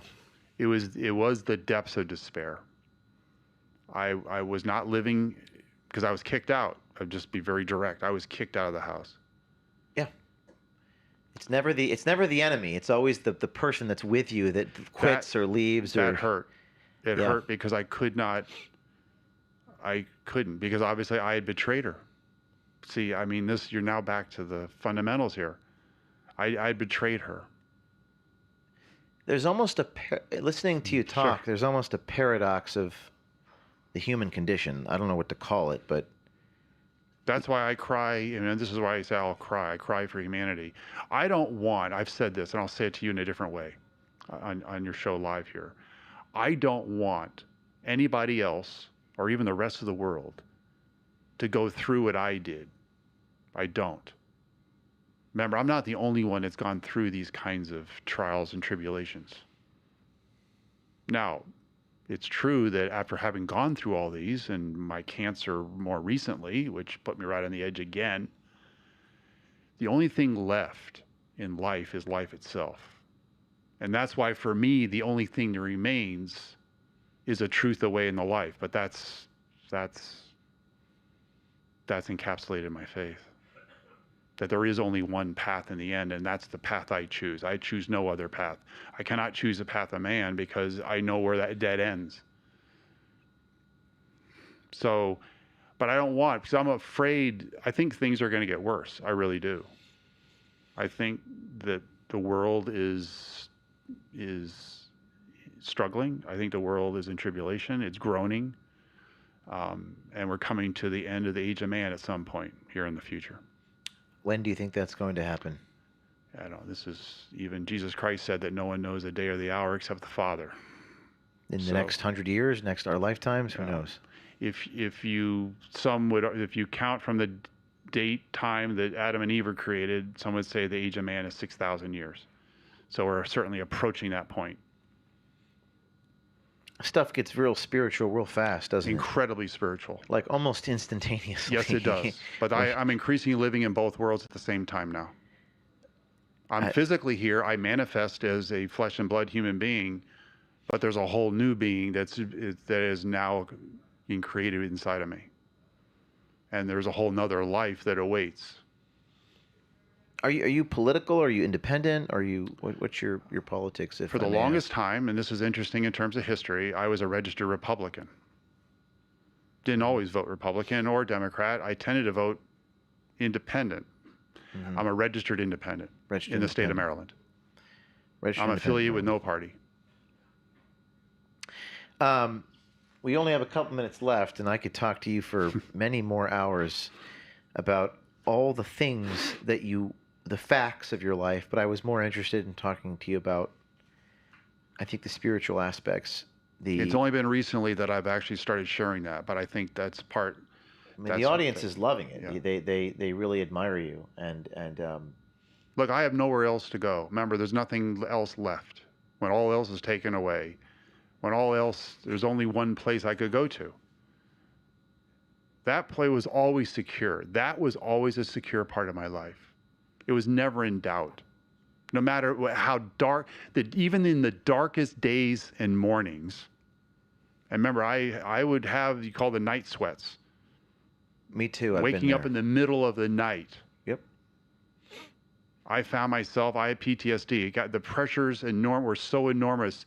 There was at one point I actually started, I haven't said this in a long time. I had, it's a special medical condition where you're under such extraordinary stress that you actually start forming in your sweat, blood starts coming out. Which probably led in part to my body breaking down after everything happened. And I ended up with cancer It didn't help. It did not help. It did not help. No. Stress can And then I was sitting there exacerbate. wondering, is this my time? I've been through so many near-death experiences, or been confronted by death and evil, that I now have lymphoma, and it was stage 4. It invaded my bone marrow. It invaded my kidneys. But you overcame that too. I overcame that too. And so, if anything, I would hope, but it's not me. It's important for me to share with you, James. None of this is me. I attribute all of it to my Creator. None of it is me. This is not me. It sounds like a miracle. But if it serves as inspiration, if it serves as hope for others, It's a mixed message to this audience because I don't think they want to endure the pain that you've endured, and yet you overcame it and you're still here today. You know, someone said to me recently, I was complaining to someone about how little time I had, and they said, you know, James, you have all the time in the world. You're going to live another 40 years, 50 years. You know who doesn't have any more time? Charlie Kirk. We're still here. You're still alive. Yeah. They did not break you. They did not. They did not break you. In the end, I was vindicated. That's true. It is. It was considered a victory against the government, one of the rare ones. If you're just tuning in, we're talking to Thomas Drake. We're about to wrap. Thomas Drake, you know who Edward Snowden is. If there hadn't been a Thomas Drake, there wouldn't be an Edward Snowden. Thomas Drake blew the whistle on the National Security Agency. You think it takes balls to blow the whistle on your municipal government or the 8A fraudsters at your fraudulent subcontractors? This guy blew the whistle on Fort Meade, Maryland. You're on the show called The Price is My Life. And one of the last questions I want to ask you is, you know, this is a very direct statement. My price is my life. Has anyone tried to bribe you? Like, people are trying to hurt you, but has anyone tried to offer you things to not tell the truth? Talk about that. When I was still at NSA, there was all kinds of pressure to leave NSA and go back to being a contractor. Remember, I took a pretty good hit on my income when I joined NSA as a senior executive. I was doing really well. I was a principal in a boutique.com at the time. I was doing all kinds of traveling. I was doing consulting in Silicon Valley. It was, you know, it was the go-go days in terms of that space. And in fact, people questioned my sanity coming to serving my country again, feeling that call to serve my country again at a very secret agency. But in a different job, a job I left because I was forced out of the first one. Right, I was too much to handle, I guess, for them. So I ended up in a more technical job. I was actually a technical director for software engineering implementation enterprise-wide. So I was going back to my roots in terms of industry. One day, this person shows up through the executive assistant, scheduled a meeting with me, and I had a small office and a little conference table. And this was like what was the main building at NSA, a couple floors below the director suite. He proceeds to tell me, you know, with all your background and all your contacts and industry and everything else, how would you like to quadruple your salary? And that's just base. I was being enticed on money alone, because money does talk. Money talks. I was being enticed to return to industry, and instead of making 140, 50,000 at that point, I can now make 600,000 minimum before bonuses. And I said, you know, you're actually in violation. And I started listing off what he was in violation of, and he backed right out of my office. I never saw him again. You didn't even think about taking the money? Nope. I did not, because there's way more to life than money. From your words to everyone else's ears. Well, is there anything else I didn't touch that you want to address for our audience? Because of the oath I took to support and defend the Constitution 5 times in my government service to this country, the country I still love, that flag, I can't begin to tell you what it means to me. Okay? I can get emotional about it, because it really still means something to me. Mm-hmm. It's a symbol, but it is our flag. Mm-hmm. But I made a commitment when all of this happened, after all this happened, no matter what else happened, that I would dedicate the rest of my life to defending life, liberty, and the pursuit of happiness. Mm-hmm. Those extraordinary words in the Declaration of Independence, the very foundational basis for why we had the American Revolution. And those are inalienable rights. They're amongst a number of them, but those are at the heart of the American experience. Well, I admire you, and I'm happy to know you, And one of the blessings of both of our lives is that we met each other. Yes. You know, Sure this is. crazy, And crazy all the path, topsy-turvy world. topsy-turvy journey of 20 years to yes. here you are in the studio in Florida. And that's and perhaps you are a one of the real human blessings. being. You just don't wear costumes on occasion. Yes, there is a human, a $10 wig, right? That's all it takes. Yeah, that's another thing. On a funny note, that people are very inspired. I'm looking at the comments, and people are genuinely inspired. It's a breath of fresh air, I think, for people to hear this. But I am a human being, and so are you.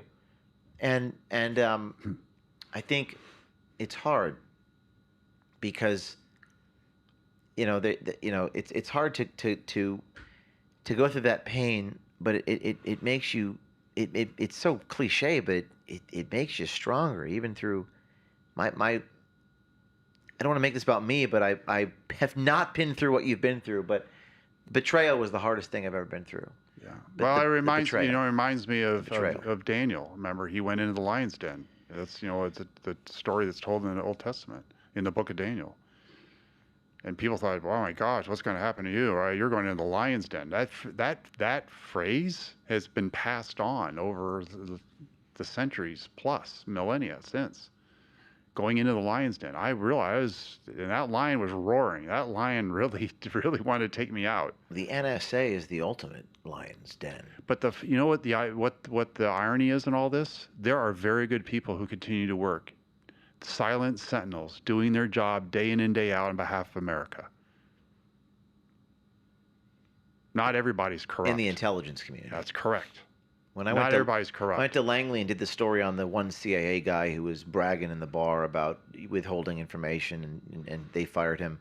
When I went to Langley and I was doing my stand-up, people were driving out of Langley at 6 o'clock after work, opening their windows, say, "Keep it up, James O'Keefe." So I think you're right. I think, whatever. There's a lot of people there that are decent people. Yes. But they're not going to stand out. They're not going to take any risks. Well, then we go full circle. And yep. Are you decent if you don't stand up? But they're decent people. They're salt of the earth people. They agree with you, and you're giving them a voice. And I will say one thing at the end of this show, which is that to be a leader, you have to acknowledge the ugliness of reality while also being auspicious, while also casting a vision and saying, here's what we need to do. And there will be whistleblowers that come forward. I can tell you that right now because I'm talking to them. And they may be learning something from this conversation, and the world has changed, I think, better than it was in 2005, 2006, 2007. There's the internet now. There's more voices now. They will come forward. I will make sure of it. And in order for them to be effective, they're going to have to go through me. So thank you, Thomas Drake, for being here. You know what that means? Yeah. You are not only living, but you're exercising the First Amendment, the cornerstone of the entire Bill of Rights. And if they win, if the powers that be defeat that would be it's such an existential problem. What Franklin said in response to a woman reporter who actually came up to him after that secret conclave, the Constitution Convention. What did you guys do?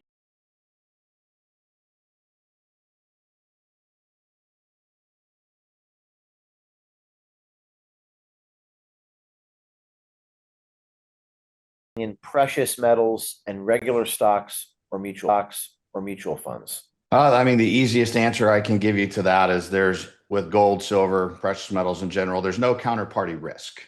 So when I say counterparty risk with a stock, for example, if we look at, let's say, Apple, the entire board is one of your counterparties. The CEO, Tim Cook, is one of your counterparties. The staff that is responsible for developing products, marketing, those are counterparties. So you have risk in the success or failure of that individual counterparty. With gold and silver, there's no counterparty. There's no CEO of gold. There's no CEO of silver. It's a tangible asset that you own. In the case of a bond, right, we'll use the U.S. Treasury, right? The counterparty is the United States government. And right now, there's a little bit of lack of faith that exists in the United States government and or its ability to make good on its debt. What types of investment portfolios would benefit from exposure to gold? I mean, any and all. I think one of the most misleading things that people are told is that they have a well-diversified portfolio of stocks, bonds, mutual funds, bond funds. And the reality of that situation is they own one single asset class, which is they own securities. So albeit they might be diversified within a single asset class, they're not truly diversified. True diversification would be that you have a portfolio that exists of multiple asset classes that are non-correlated.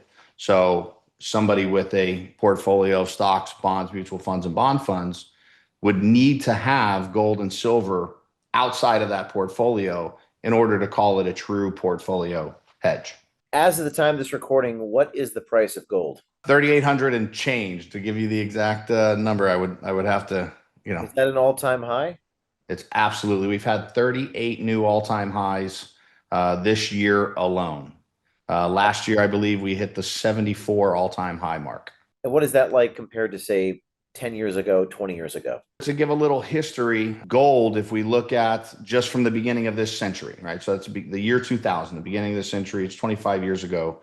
Gold itself has actually outperformed the entire S&P 500 threefold. Had you purchased gold in the year 2000, you're up 1,500% today. If you invested in the S&P 500 index and you reinvested all the dividends, you're up about 500% and change, right? So gold just hands down been an outperformer relative to the stock market indexes. Is there a risk getting exposure to gold now after that huge increase? All investments carry a certain level of risk, so I'll give you the disclosure there. Gold is what's called a tier 1 asset, which is a central bank definition, simply meaning that it is safe and it's liquid. Gold, by definition of the central banks, is a tier 1 asset. So that means it's a safe investment. It's literally one of the safest things that you can own in your portfolio. So once again, all investments carry a certain level of risk, but gold is considered to be the safest thing that you can own. Most people look at the price of gold today in nominal terms, meaning they simply look at it based on the dollar price of gold. But if we were to look at gold valued in other things, i.e., if we valued gold against, again, I'll go back to the S&P, the value of the S&P priced in gold, gold is still dirt cheap. And the same holds true with the NASDAQ or the Dow. If we look at the price of gold relative to all the currency in circulation, gold is still dirt cheap. So do I think now is still a great time to buy gold? Hands down, yes. Right now, I'm offering my followers in the trenches this incredible one-time opportunity to credit your account up to $10,000 in free gold and silver on a qualifying purchase. That's right, this will help you get started protecting your wealth with real physical gold and silver while these historic price levels are still within reach. Go to O'KeefeMediaGold.com, that's O'KeefeMediaGold.com, or call 833-324-4653, 833-324-GOLD. Again, that's O'KeefeMediaGold.com or 833-324-GOLD. Take action, get the facts, and protect your future, because freedom isn't given, it's secured. This is James O'Keefe. Don't just watch history, own a piece of it. What is your price? Because if your price is not your life, then you are for sale.